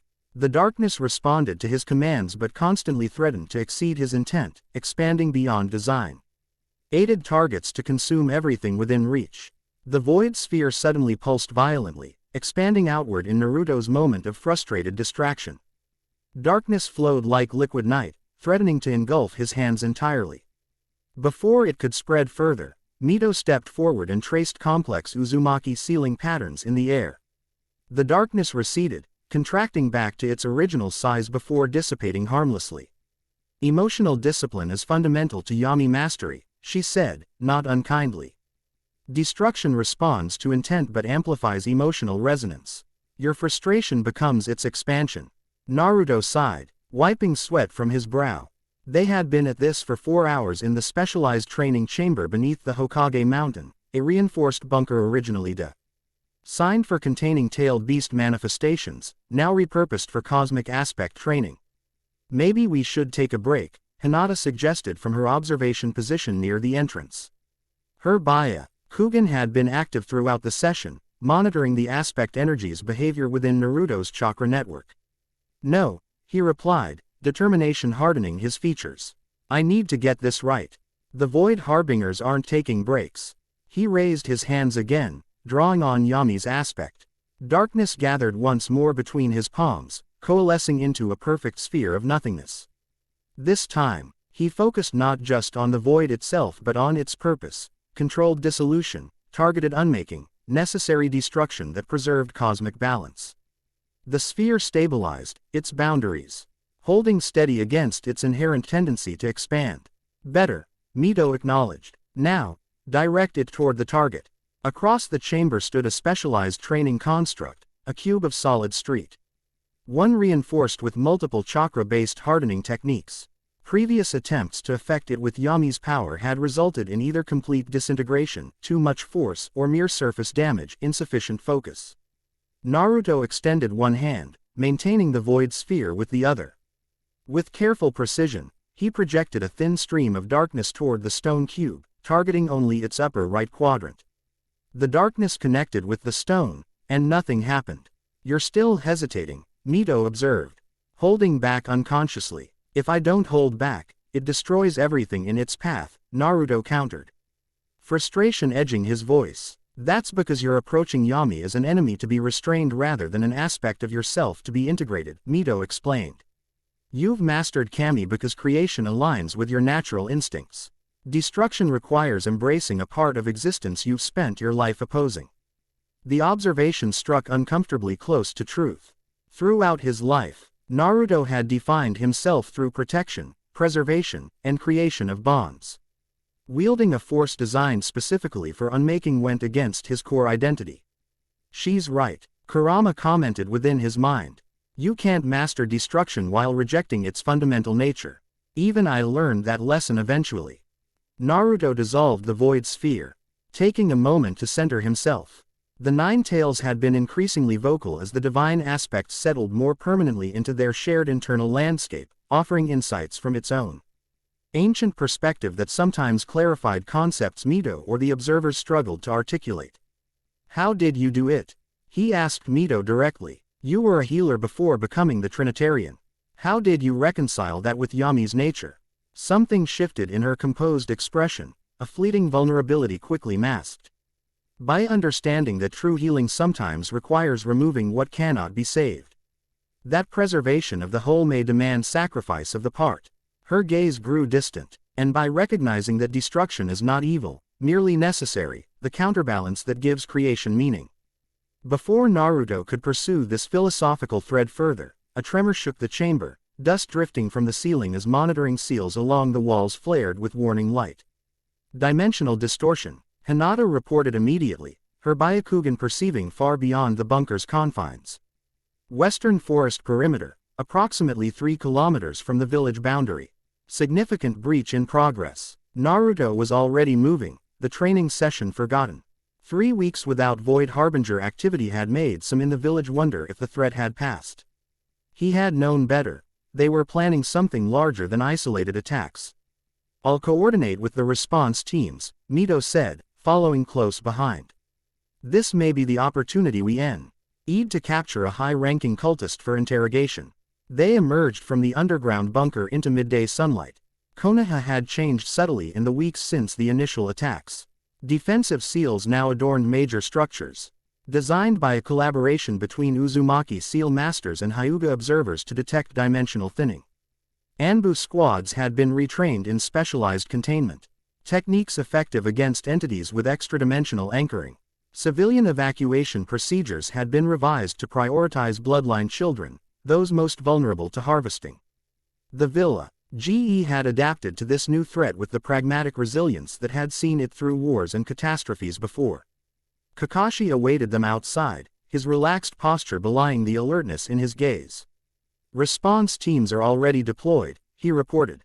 "Initial assessment suggests this isn't just another harvesting run. They're bringing something through from the other side. Something large," Hinata confirmed. Her Byakugan focused on the distant disturbance. The dimensional aperture is at least 20 meters in diameter, significantly larger than previous breaches. "We need to move quickly," Naruto said, already channeling chakra for rapid transportation.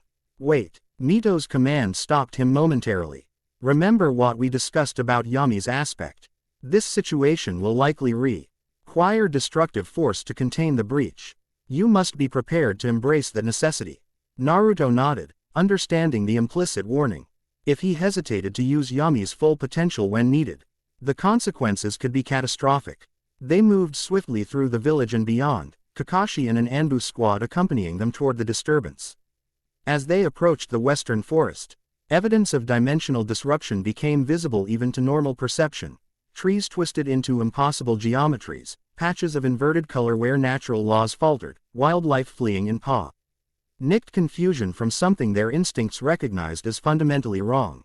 The breach itself came into view as they crested a ridge overlooking a clearing that hadn't existed the day before. A massive circular portal shimmered in midair, its edges bleeding that distinctive tricolored energy that signified intersection with cosmic forces. Unlike previous portals, which had been unstable and chaotic, this one displayed precise construction, concentric rings of specialized sealing formulas stabilizing the aperture while directing its disruptive effects outward rather than inward. "They've improved their technique," Mito observed grimly. "This is third-tier breach architecture, something that shouldn't be possible without a Trinitarian's direct involvement." Around the portal's perimeter, a defensive formation of Void Harbingers maintained position against the Konoha forces that had arrived first. The cultists fought with unusual discipline, prioritizing portal protection over offensive advantage. Behind their lines, more elaborately robed figures performed complex rituals at equidistant points around the breach. "They're nearly finished," Hinata reported, her enhanced visio. Perceiving the energetic patterns flowing through the portal. Something is already partially manifested on the threshold between dimensions. Naruto felt the divine aspect stirring within him, responding to the dimensional distortion with increasing urgency. Shinigami's transitional force provided enhanced perception of the boundary dynamics, revealing what others couldn't see. This portal was merely opening between dimensions but actively eroding the structural integrity of local reality. The longer it remained, the more permanent the damage would become. "I need to close it," he stated, already calling on Kami's aspect to counter the ambient corruption spreading from the breach. "Not yet," Mito cautioned, studying the portal with narrowed eyes. "Something's wrong. This formation is too elaborate for a simple incursion. They're expecting you, preparing specifically for a Trinitarian's intervention." Before they could discuss further, the situation escalated dramatically.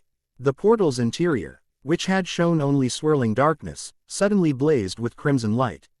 A shockwave of displaced air burst outward as something massive began to emerge, a scaled limb larger than a full-grown man, ending in talons that seemed to phase between solid matter and energetic plasma with each movement.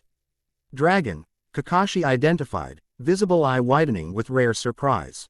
Or something approximating one. Not a true dragon, Mito corrected, her expression grave. A void construct, an artificial entity built from dimensional fragments and powered by harvested life force. They're pulling it through prematurely. The partial manifestation caused immediate chaos on the battlefield. Konoha Shinobi fell back before the massive limb as it swept across the clearing, leaving trails of reality distortion in its wake. Whatever it touched underwent disturbing transmutation, organic matter crystallizing, inorganic substances liquefying or vaporizing unpredictably. We need to prevent full manifestation, Mito urged. Once completely materialized in our dimension, a construct that size would require the combined effort of all three aspects to neutralize. Naruto stepped forward, assessing the tactical situation with experienced eyes. The conventional approach would be to eliminate the ritual maintainers first, destabilizing the portal through loss of its anchors. But the defensive formation of combat cultists made that approach time-consuming, time they didn't have as the construct continued emerging.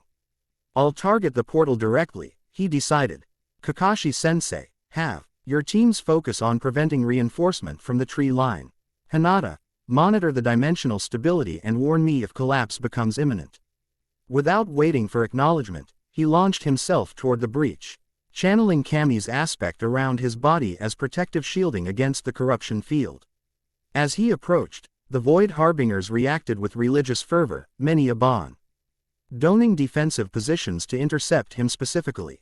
The Trinitarian approaches. Their calls echoed across the clearing. Protect the Convergence Gate. The Shadowed One must manifest. Naruto didn't bother with conventional combat techniques.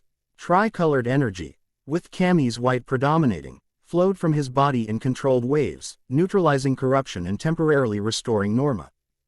Physical laws in his immediate vicinity. This created a path of stability through the chaos, allowing him to advance steadily toward the portal despite opposition. The first line of cultists fell before him, their modified bodies reverting to normal human physiology as Kami's creation force purged unnatural alterations. The second line proved more formidable, higher-ranking harbingers whose modifications were more fundamentally integrated. They employed specialized void techniques that disrupted Naruto's creation field, forcing him to establish new equilibrium with each engagement.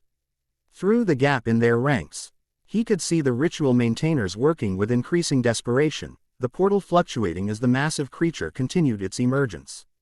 A second limb now accompanied the first, followed by a portion of scaled torso that seemed to absorb rather than reflect light. Naruto. Hinata's voice reached him through his communications device. The portal's structural integrity is failing. They're sacrificing stability for manifestation speed. He understood the implications immediately. They were attempting to force the construct through before the portal collapsed, accepting catastrophic dimensional damage as a consequence. Once the entity fully materialized, the collapsing portal would be someone else's problem while the Harbingers focused on their new weapon. Abandoning his measured approach, Naruto accelerated directly toward the portal. The remaining defensive cultists converged to intercept him, but Konoha forces engaged them from behind, creating the opening he needed. With a final surge of speed, he reached the portal's perimeter where the ritual maintainers worked. Stop this now, he commanded, Kami's light radiating from his form with authority that transcended mere physical presence. You're tearing apart the dimensional fabric beyond repair. The lead ritualist, a woman with glowing sigils embedded in her exposed skin, looked up with ecstatic recognition. Trinitarian, your arrival completes the threefold synchronization. The Shadowed One comes at your calling. Her words made no sense until Naruto felt a sudden, alarming shift in the divine energies within him. Yami's aspect surged forward unbidden, responding to something in the portal's construction that specifically resonated with destructive force. The darkness rose within him, reaching toward the breach with hungry recognition. It's a harmonic trap, Mito's urgent voice came through his earpiece. The portal's designed to trigger Yami's aspect specifically. Don't let it connect. Too late. The darkness had already extended tendrils toward the portal, establishing connection before Naruto could suppress the response. He felt Yami's aspect lock into synchronization with the breach, the harmonic resonance creating a feedback loop that amplified both energies. The portal's crimson interior darkened to absolute void, and the emerging construct roared with triumph as its manifestation accelerated. Now we witness true destruction. The lead ritualist cried, raising her arms in exultation. The Shadowed One comes to cleanse reality of false creation. Naruto fought to regain control, trying to disengage Yami's aspect from the portal's harmonic trap. The darkness had partially escaped his influence, operating according to its fundamental nature, unmaking boundaries, dissolving barriers, returning structure to void, exactly what the Harbingers wanted. Through the chaotic maelstrom of energies, a new presence entered the battlefield, moving with such fluid grace and precision that cultists fell before they registered the attack. A woman with auburn hair flowing like liquid flame, her movements leaving traces of superheated air and crystallized earth in her wake. She cut through the defensive formation from the opposite side, targeting not the cultists but the specific harmonic anchors maintaining the portal's structure.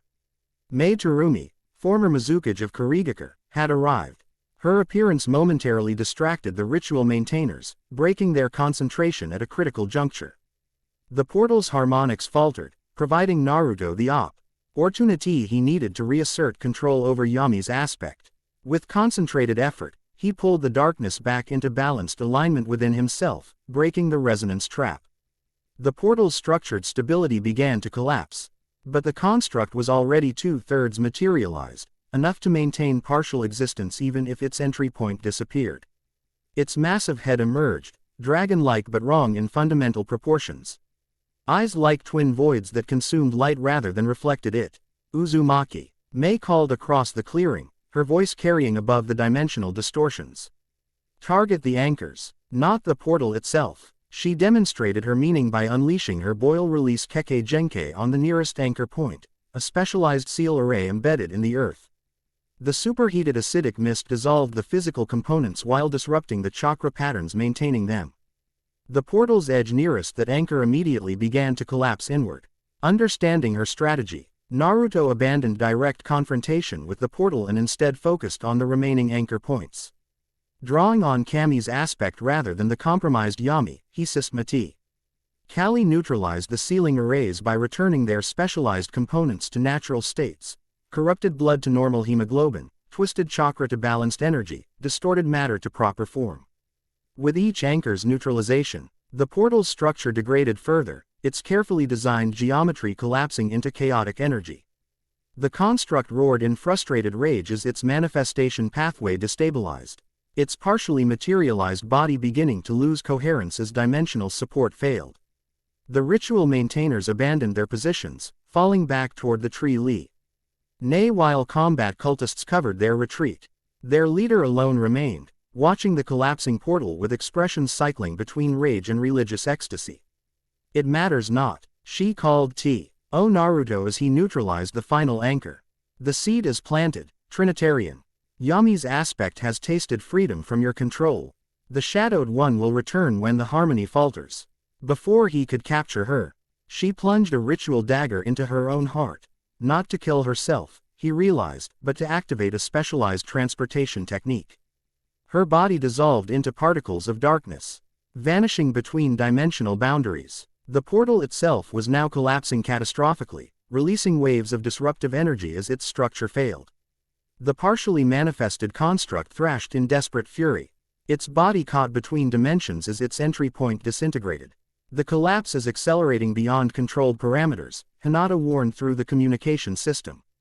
Dimensional rebound imminent. Naruto understood the danger immediately. When artificially created dimensional breaches collapsed, the resulting rebound could cause secondary tears across a wide area, potentially opening dozens of smaller, unpredictable portals that would each require individual containment. There was only one way to prevent this cascading failure. He would need to use Yami's aspect again, the very power the Harbingers had sought to corrupt, but with precise, controlled purpose rather than raw destruction. Drawing on the lessons from his training sessions, Naruto centered himself in the balance point between aspects. Then, with deliberate intent, he channeled Yami's darkness toward the collapsing portal, not fighting its destructive nature but directing it with specific purpose. The void energy flowed from him like liquid night, enveloping the portal and the thrashing construct in absolute darkness. What is he doing? He heard Kakashi ask over the communication system. Controlled dissolution. Mito's voice replied with a note of surprise.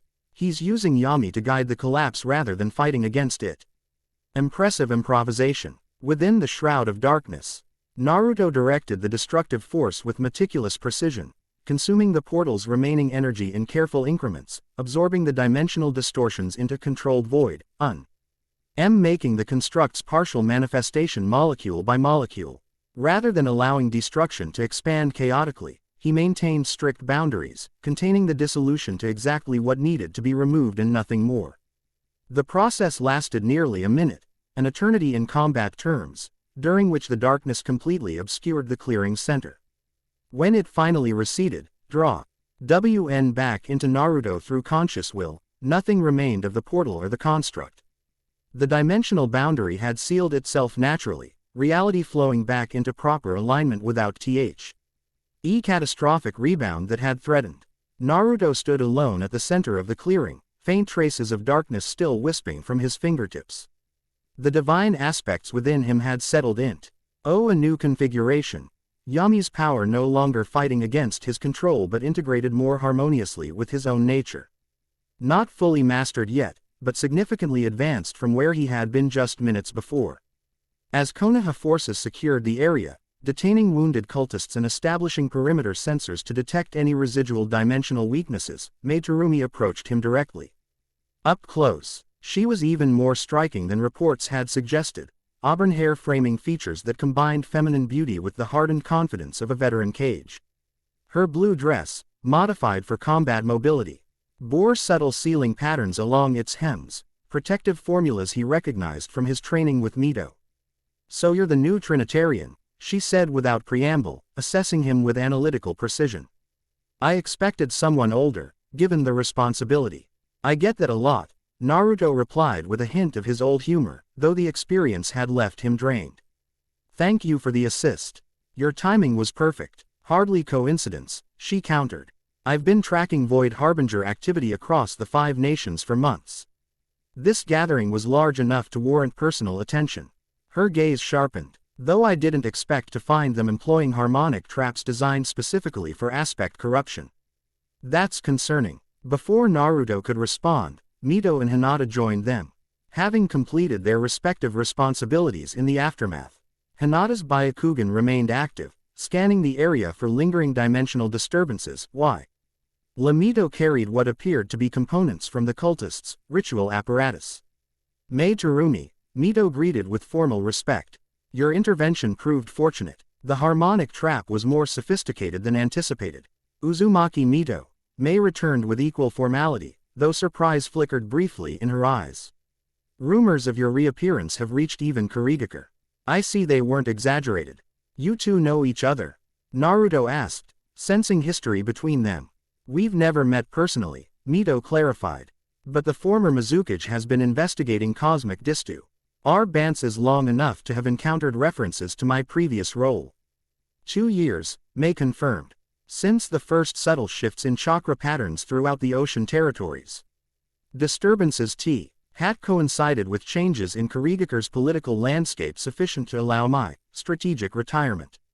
The deliberate phrasing suggested there was more to her abdication than official records indicated. Naruto had heard only that she had stepped down to allow younger leadership to guide the village's continued development, a reasonable explanation given her successful tenure. Now he read what cosmic events might have influenced that decision. "Your dual Kekkei Genkei gives you unique sensitivity to dimensional fluctuations," Hinata observed, studying Mei with her Byakugan. Particularly the harmonics between elemental boundaries."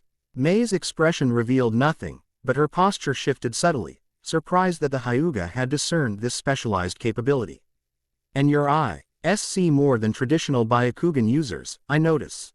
The observers, training, I presume."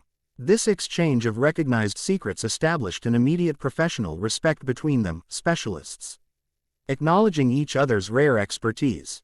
"Perhaps we should continue this discussion somewhere more secure," Kakashi suggested, joining their circle.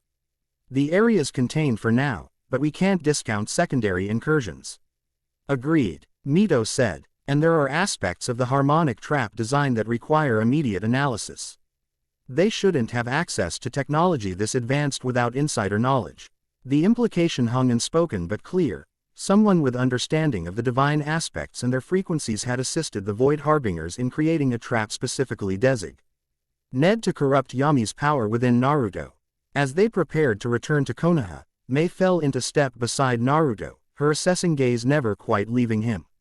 That was impressive control for someone newly awakened to Yami's aspect, she commented. Most vessels struggle for months before achieving guided dissolution. You seem to know a lot about Trinitarians, Naruto observed, curious about her specialized knowledge. A smile touched her lips, enigmatic and faintly ironic. Let's just say I have a vested interest in cosmic balance. Particularly in how destruction can be channeled constructively. Is that why you left Kurigakure? To track these disturbances? Partially, she acknowledged, though, left, suggests more freedom of choice than the situation allowed. When certain parties learned of my investigations, remaining as Mizukage became politically untenable. This revelation aligned with Naruto's growing understanding of how extensively the Void Harbingers had infiltrated power structures across the shinobi world.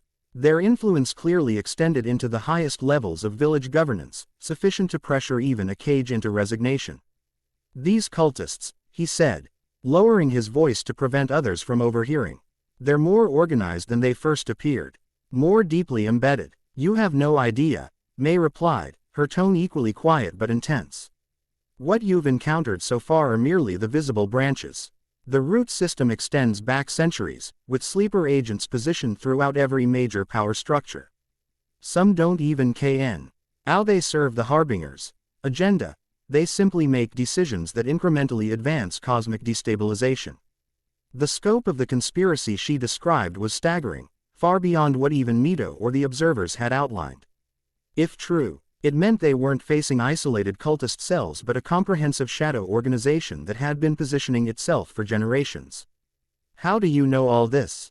He asked directly. Mei's expression darkened momentarily. Because I was nearly recruited as a child. My dual Kekkei Genkai made me a prime target for their special training program. I escaped. Others weren't so fortunate. Her gaze swept over the battlefield where Konoha forces were destroying remaining cult artifacts. I've spent decades tracing their networks, identifying their methods. When dimensional disturbances began accelerating 2 years ago, I recognized the pattern from historical records. Before she could elaborate further, they reached the rendezvous point where additional Konoha forces had established a secure perimeter. Medical teams treated injured shinobi while intelligence units processed captured cultists and collected evidence from the battlefield. Organized chaos that demonstrated Konoha's efficient response protocols. Kakashi pulled Naruto aside briefly before they departed. That portal was larger than anything we've encountered so far, the Hokage noted. Concern evident despite his casual posture. Are we looking at escalation? Definitely, Naruto confirmed, but not just in scale. In sophistication. They specifically targeted Yami's ASPE, cord with harmonics designed to trigger its autonomous response. That's not something they could develop without intimate knowledge of how the divine aspects function. Mito-sama believes they recover that knowledge from the archives during their first attack, Kakashi said. Information about her time as the Trinitarian, potentially including research on aspect frequencies. This connected to what the ritual leader had said about the seed being planted. They had deliberately triggered Yami's aspect to establish a harmonic connection that could potentially be exploited again. The darkness had responded to their call once. They likely believed it could be induced to do so again under the right circumstances. I need to master Yami completely, Naruto decided. Not just control it, but fully integrate it so it can't be triggered externally against my will. And for that, you may need specialized guidance, Kakashi observed, glancing meaningfully toward Mei, who was conversing with Mito and Hinata nearby. Someone with particular insight into destructive forces and how they can be channeled constructively. Naruto followed his gaze, understanding the suggestion. Mei Terumi's Dual Kekkei Genkai represented destruction in its most refined forms, lava that consumed through overwhelming heat, acid that dissolved through molecular deconstruction. If anyone could provide insight into mastering Yami's aspect, it would be someone who had spent a lifetime harnessing similarly destructive powers for protective purposes. I'll talk to her, he agreed. Though I'm not sure how she'll be to stay in Konoha given her independent investigation. Leave that to me, Kakashi said with the faintest hint of amusement in his visible eye. Diplomatic courtesy between villages and we provide appropriate accommodation for a visiting former Kage, especially one who arrived so fortuitously during a crisis. As they rejoined the main group for departure, Naruto found himself evaluating Mei with new perspective. Her combat prowess had been impressive, fluid, efficient, devastatingly precise. Her knowledge of cosmic disturbances and Void Harbinger operations exceeded even what Mito had shared. And her personal experience with destructive forces paralleled his current struggles with Yami's aspect. Whether by coincidence or cosmic design, her arrival might represent exactly the guidance he needed. The journey back to Konoha passed quickly, the group maintaining alert vigilance despite no further signs of cult activity. Upon reaching the village, they separated to handle different aspects of the aftermath, Kakashi to brief the council, Mito and the observers to analyze captured artifacts, intelligence units to interrogate prisoners.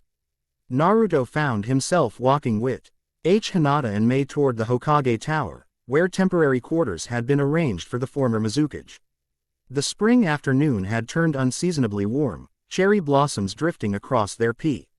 Village life continued around them, civilians going about their business with the resilient normalcy that characterized Konoha even in times of crisis. Your village has changed since my last visit, Mei observed, noting the subtle defensive modifications now integrated into the architecture. More alert, more prepared. 3 weeks of specialized training for every shinobi above Chunin rank, Hinata explained. Modified patrol patterns, enhanced sensor arrays, civilian evacuation routes redesigned for maximum protection of vulnerable populations. Impressive adaptation, Mei acknowledged. Though it won't be sufficient if full convergence occurs without proper cosmic balancing. Naruto caught the implication in her words. Responsibility for that balancing would fall primarily to him as the Trinitarian. The weight of that duty pressed more heavily after witnessing the scale of threat represented by the construct they had barely prevented from manifesting. That's why I need to master all 3 aspects, he said.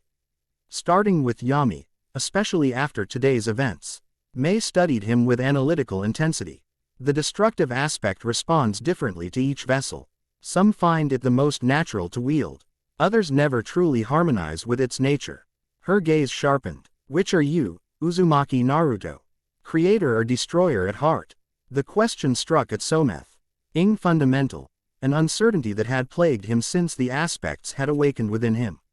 His natural inclination had always been toward creation, building bonds, protecting others, establishing peace. Yet the darkness had responded to him with undeniable recognition, as if it had always belonged within him. I don't know, he answered honestly.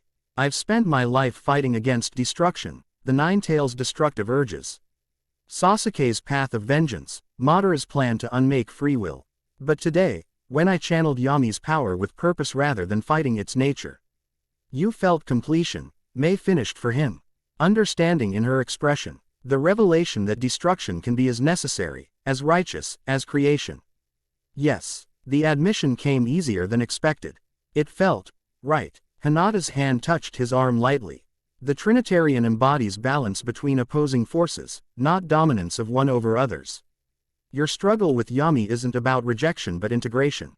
Integration requires understanding, Mei added. Not intellectual comprehension but visceral recognition of destruction's place in the natural order. Her tone shifted, becoming more formal. I could assist with that aspect of your training, if Konoha would welcome such collaboration. The offer hung between them, significant in its implications. A former Kage volunteering specialized knowledge represented a diplomatic opportunity beyond the immediate tactical advantage. More personally, it offered Naruto guidance from someone who had mastered destructive forces without being consumed by them. I would welcome your assistance, he replied with equal formality. If you're willing to postpone your independent investigation temporarily. A smile touched Mei's lips, forming her severe beauty into something more approachable.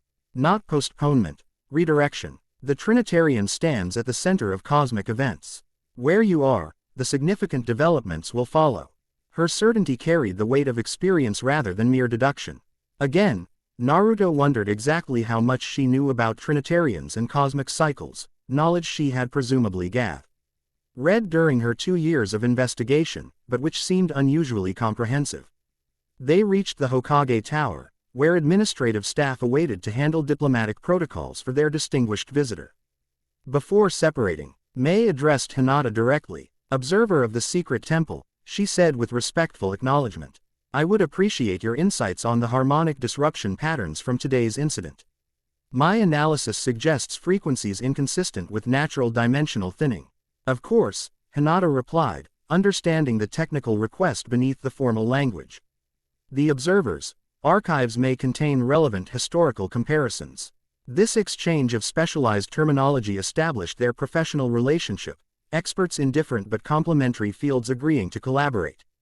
Naruto watched with interest, noting how Hinata carried herself with quiet authority when discussing her specialized knowledge, a confidence that had developed gradually over years of dedicated training.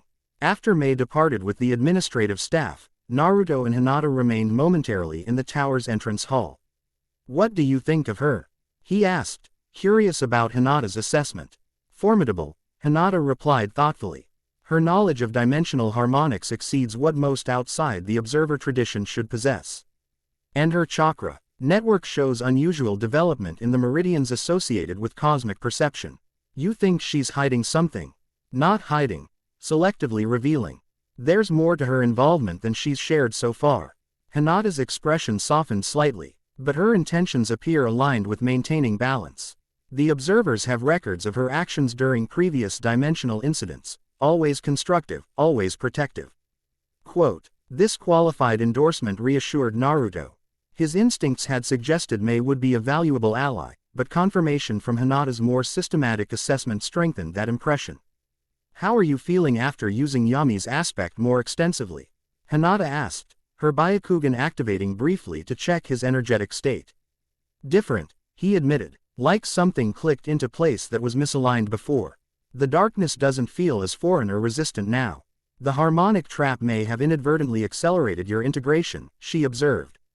"By forcing Yami's aspect to activate autonomously, it created a pathway for more natural expression through your consciousness."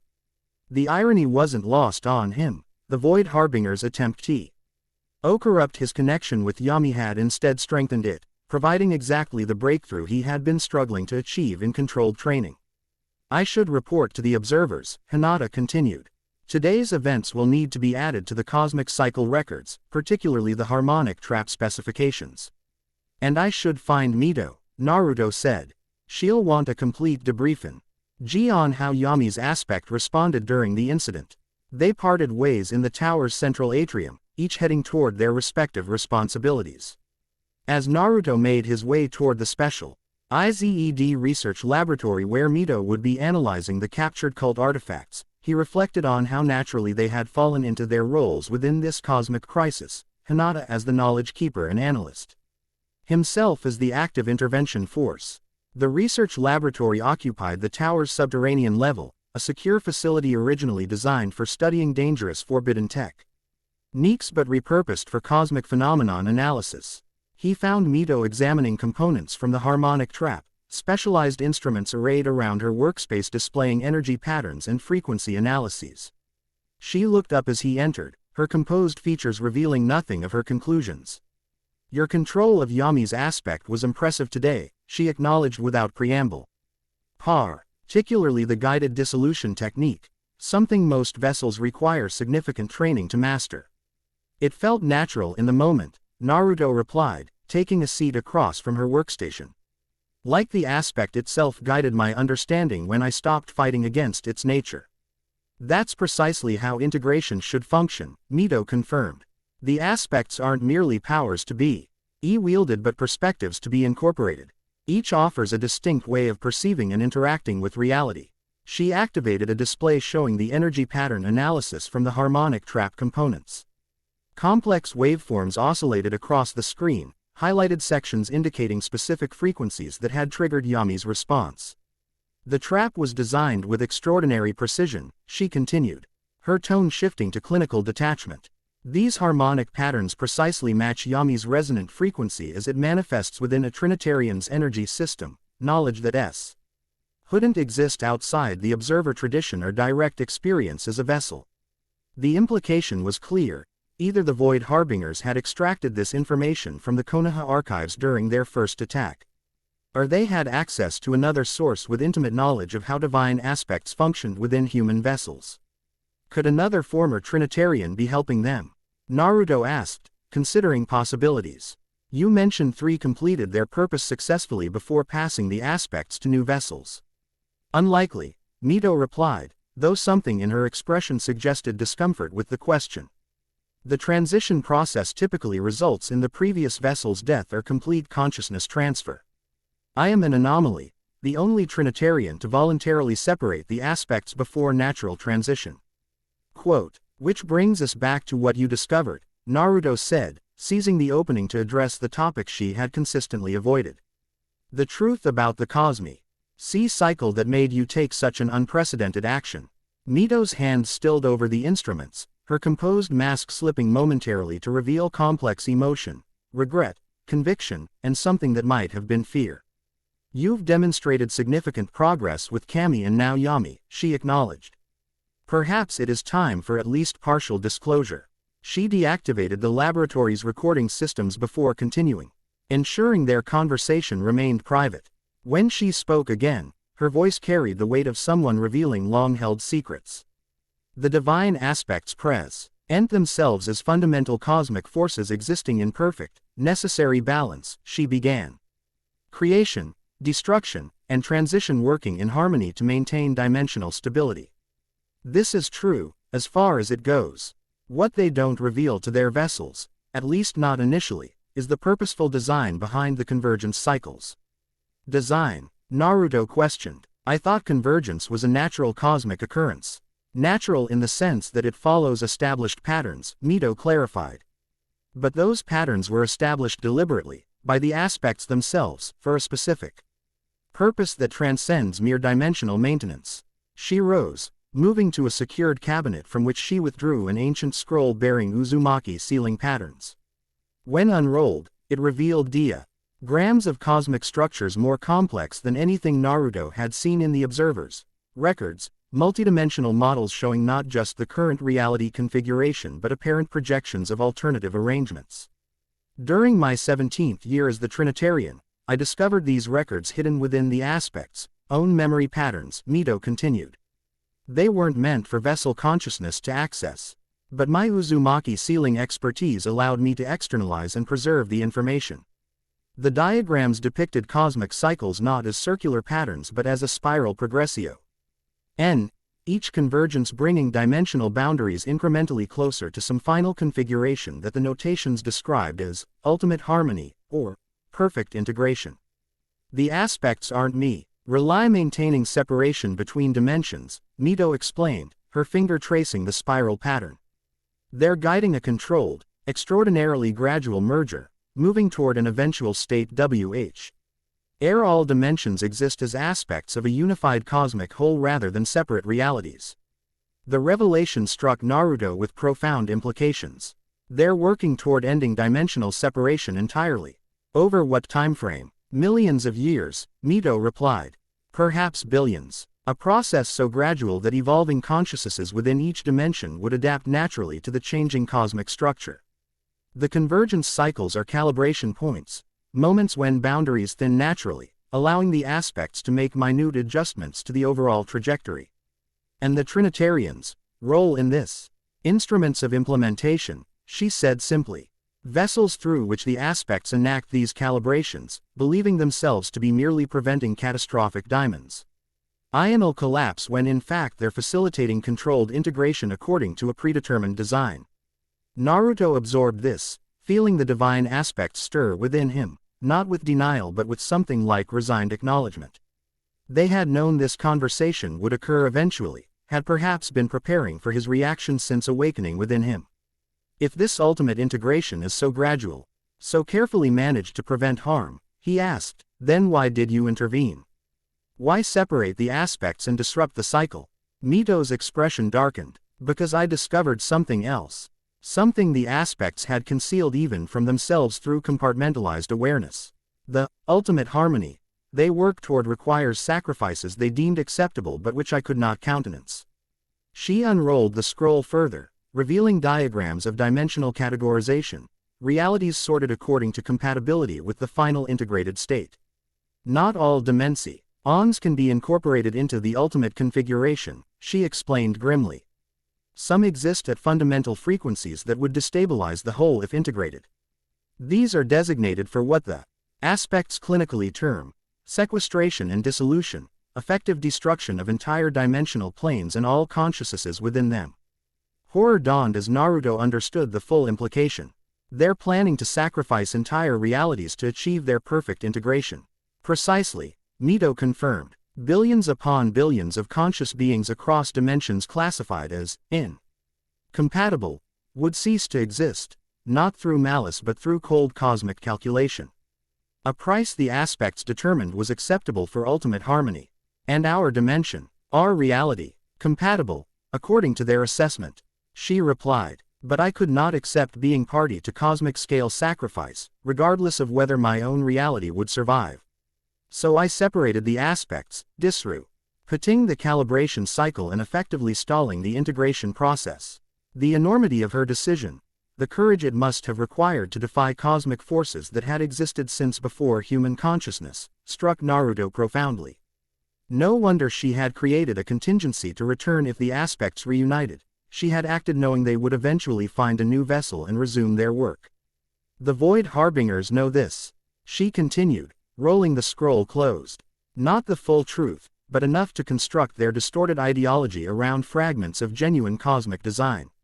They believe forcing rapid convergence will achieve transcendent liberation, when in reality it would cause catastrophic destruction across all dimensional planes, compatible and incompatible alike. So we're caught between two unacceptable outcomes, Naruto summarized. The aspects, gradual plan that sacrifices incompatible dimensions, or the harbingers, accelerated convergence that destroys everything indiscriminately. Yes, Mito acknowledged, unless a third path can be found, one that neither the aspects nor the harbingers have envisioned. That is why I intervened in the cycle. That is why I've returned now. Not to ensure the aspects plan proceeds, but to help the Ninth Trinitarian discover an alternative that preserves all conscious existence. The divine aspects within Naruto had grown utterly still during this revelation, not fighting against the disclosure but seemingly awaiting his reaction. He could sense their attention focused on his internal processing, perhaps evaluating whether this vessel would follow Mito's rebellious path or recommit to their original design. Why tell me this now? He asked finally. Why not wait until I've mastered all three aspects? Because Todd's events demonstrated your exceptional integration rate, Mito answered. And because Mai Terumi's arrival accelerates the timeline. Her involvement is no coincidence, Naruto. Her connection to T's cosmic cycle runs deeper than she has revealed. Before he could press for clarification on this cryptic statement, alarms blared throughout the facility, the distinctive pattern indicating dimensional disturbance within Konoha itself. Another attack, he questioned, already moving toward the exit. Unlikely, Mito replied, securing the ancient scroll in its container. The harmonic frequencies from the trap are still active within Yami's aspect. This may be resonance feedback rather than direct incursion. They rushed from the laboratory to find the Hokage Tower in controlled chaos, Shin Obi mobilizing according to response protocols while civilians were directed to secure areas. Kakashi intercepted them in the main atrium, his normally relaxed demeanor replaced by focused alertness. Dimensional distortion in the diplomatic quarter, he reported tersely. Centered on the guest residence where Mai Terumi was assigned quarters. Naruto felt Yami's aspect surge within him, responding to the mentioned location with unexpected intensity. The darkness seemed drawn in that direction, like a compass needle seeking north. She's connected to the harmonic trap somehow, he realized aloud. The resonance is between Yami's aspect and Mai specifically, not just the cult's technology. We need to reach her immediately, Mito agreed, her expression grave. This connection could be exploited to trigger another aspect corruption attempt. They moved swiftly through the village toward the diplomatic quarter, a secured area near the Hokage Tower where visiting dignitaries were housed. As they approached, the signs of dimensional disturbance became visible: subtle reality fluctuations, air that shimmered with prismatic distortion, ambient sounds that echoed as if passing through multiple spaces simultaneously. The guest residence itself appeared outwardly normal, but Naruto could perceive what others couldn't: a thin layer of absolute darkness coating the building's surface. Yami's energy responding to something within. The sensation grew stronger as they approached, the darkness within him reaching toward its external counterpart with unmistakable recognition. "Wait," Mito cautioned as they reached the entrance. "This resonance is too precise, too controlled. It's not chaotic feedback, it's deliberate attunement." Before they could formulate a response strategy, the building's door opened to reveal Mei Terumi. She appeared unharmed but transformed in subtle ways, her normal commanding presence amplified by an aura of power that registered as intimately familiar to Naruto's enhanced perception. The faint outline of darkness traced her silhouette, identical to the energy signature of Yami's aspect. "I wondered how long it would take you to notice," she said, her voice carrying harmonic undertones that resonated directly with the darkness within Naruto. "The trap wasn't designed to corrupt your connection with Yami, Trinitarian. It was designed to re-establish mine." Understanding dawned with shocking clarity. Mito's expression confirmed it before she verbalized what Naruto had already intuited. "You carried Yami's aspect before its reunification with the others," Mito stated. "Not a question but a confirmation. You were one of my successors after I separated the Trinity." Mei's smile held centuries of secrets. "Not just carried it, I was chosen by it directly after your intervention. For 73 years, I have been Yami's solitary vessel, guiding destruction's purpose through the incomplete cycle you created." Her gaze shifted to Naruto, intensity burning behind her composed exterior. "Until 3 weeks ago, when the aspects reunited within him, leaving me diminished." The revelation explained so much: her specialized knowledge of cosmic forces, her perfect timing at the portal incident, her unnatural attunement to Yami's frequencies. She hadn't merely studied dimensional disturbances, she had participated in managing them. Our direct manipulation of destruction's fundamental force. The harmonic trap established reconnection, she continued, addressing Naruto directly. "Not stealing Yami from you, that's impossible. Why? The aspects remain committed to reunification, but creating a secondary conduit that allows me to access echoes of the power I carried for decades. That's why you came to Konoha," Naruto realized. Not to investigate or offer assistance, but to establish proximity to Yami's aspect. To reclaim connection with what you lost. "Can you blame me?" Mei asked, no hostility in her tone but genuine curiosity. "Imagine carrying 1/3 of cosmic balance for most of your life, then having it suddenly extracted without warning or consultation. The emptiness is indescribable." Naruto could indeed imagine it, having experienced similar loss when Kurama was temporarily extracted during the war. The hollow absence of something that had become integral to identity, the disorienting sense of incompleteness. "Who carried the other aspects?" he asked, looking between Mei and Mito. "After you separated them, there must have been 3 independent vessels." "Kami's aspect selected a monk from the Fire Temple," Mito answered, her gaze never leaving Mei. "He lived in seclusion, using creation's power to heal and restore in isolation from worldly affairs. He passed away peacefully 5 years ago, the aspect going dormant until the Trinity could reform." "And Shinigami's vessel?" Naruto pressed. "Never revealed himself publicly," Mei replied. "Operating from shadows, managing transitions between states with minimal interference. We maintained awareness of each other but rarely coordinated directly, 3 fragments functioning independently rather than as unified cosmic balance." The dimensional distortions around the residence had stabilized during their conversation, the resonance between Yami's aspect within Naruto and its echo within Mei reaching equilibrium. The darkness no longer strained toward her but maintained a subtle connection, not fighting against the Trinity's reunification but establishing a secondary relationship with its former vessel. "This connection is unprecedented," Mito observed, scientific curiosity momentarily overriding concern. The aspects have never maintained links with previous vessels after transition. The harmonic trap must have exploited the incomplete nature of your separation. Not exploitation, May corrected. Recognition. Yami remembers me as I remember it. 73 years creates bonds that transcend normal transitions. Naruto felt the truth of this statement through his connection with the aspect itself. Yami acknowledged May not as former vessel but as continuing partner, a relationship fundamentally different from its integration with Kami and Shinigami within him. The darkness harbored no desire to return fully to her, but neither did it wish to sever connection entirely. Can you control it? He asked her directly. This echo connection with Yami, can you prevent it from being manipulated by the Void Harbingers again? That was never their success but mine, May revealed. I allowed the harmonic trap to function because it served my purpose, re-establishing contact with what I had carried for decades. The Harbingers believed their technology worked. I saw no reason to correct their misunderstanding. This calculated decision demonstrated the strategic mind that had made her an effective Mizukage, using enemy action to advance personal objectives while allowing them to believe they had achieved their own goals. Impressive, if somewhat concerning in its implications for trustworthiness. And now, Mito questioned, what is your intention, vessel of Yami? Your connection has been re-established. But the aspects remain united within the Trinitarian. Where does your loyalty lie in the coming convergence? The question hung between them, laden with cosmic significance. May's answer would determine in whether she represented ally or complication in the challenges ahead. My loyalty remains where it has always been, she replied after consideration.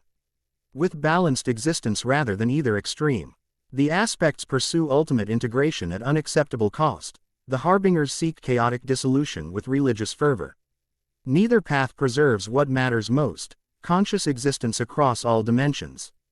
Compatible and incompatible alike. Her answer aligned precisely with the third path Mito had described, the alternative to both cosmic designs that prioritized preservation of all consciousness regardless of dimensional classification.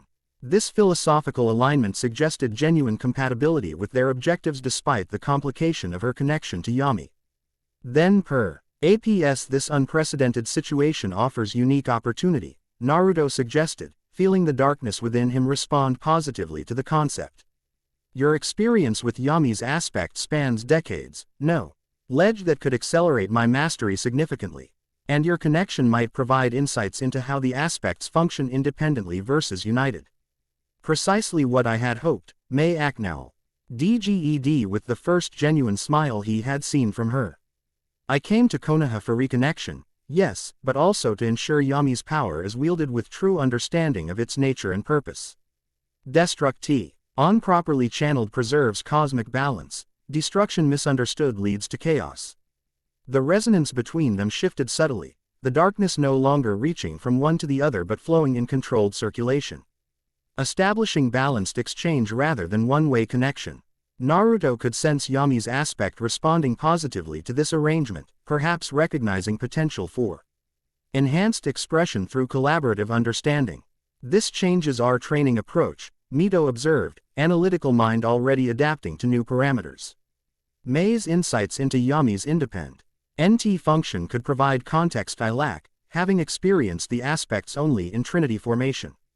And my practical experience with destructive channeling offers techniques beyond theoretical knowledge, May added. 73 years of applied cosmic force manipulation in real-world conditions.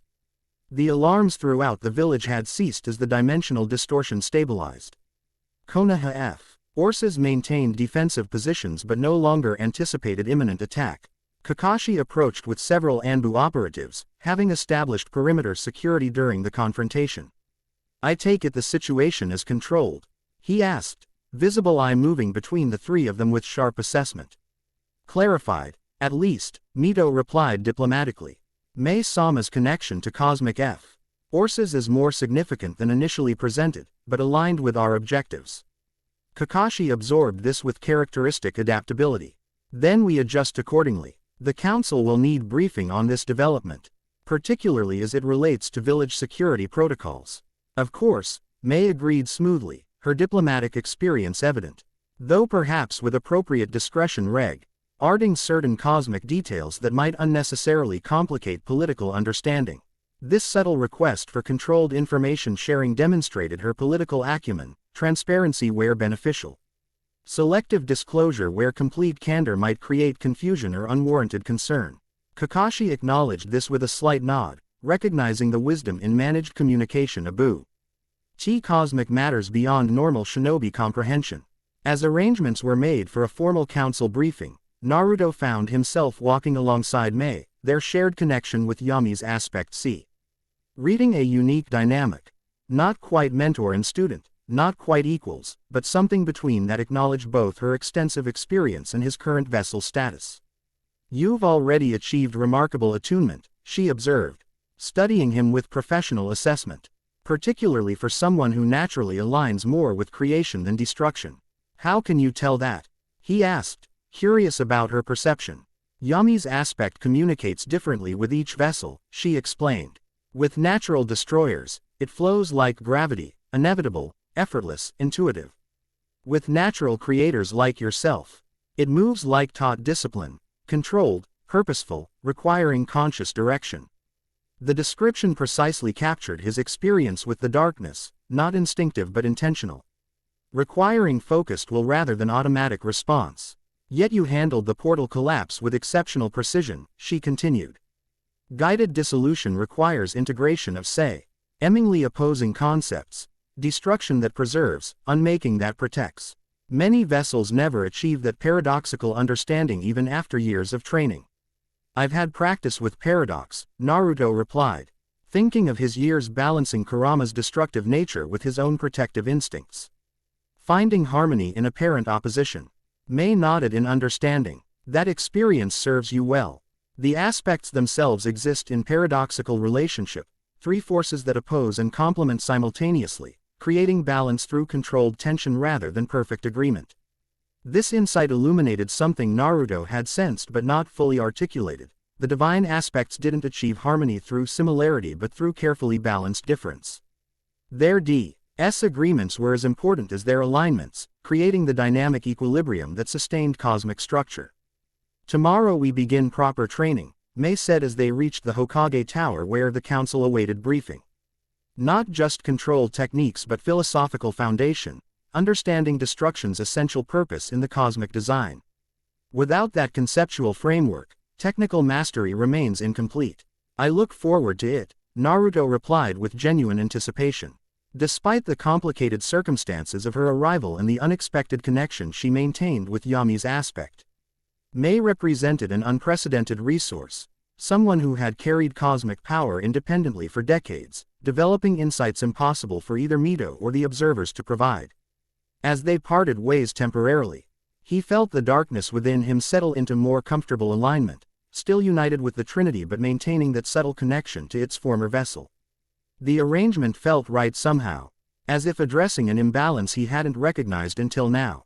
The divine aspects had chosen him as the ninth Trinitarian, reuniting within a single vessel after decades of separation. But perhaps the path forward required more than simple restoration of traditional patterns.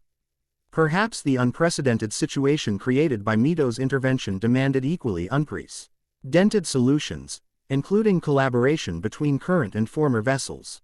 The coming convergence would test not just his mastery of cosmic power but his ability to forge new approaches where ancient patterns had failed. With Mito's historical knowledge, Hinata's analytical precision, and now Mei's specialized experience with Yami's aspect, the foundations for that innovation were falling into place. As night fell over Konoha, stars emerged above, countless points of light separated by vast darkness, creation and destruction existing in perfect visual harmony across the cosmic canvas. Naruto watched them briefly from the tower's observation deck, feeling the divine aspects within him respond to the sight with something like contemplative recognition. Balance wasn't about absence of opposition but about harmony within difference, a truth reflected in the night sky, in the trinity of cosmic forces, and in the unlikely alliance now forming to preserve conscious existence across all dimensional planes. Tomorrow would bring new challenges, new insights, new progress toward mastering the shadows of destruction. For tonight, the equilibrium held, tenuous but sufficient for the moment. like the delicate balance of forces that had sustained reality since the dawn of cosmic time. Chapter 3 End. The End. I hope you enjoyed this episode. Remember to subscribe and like this video. See you in the next video.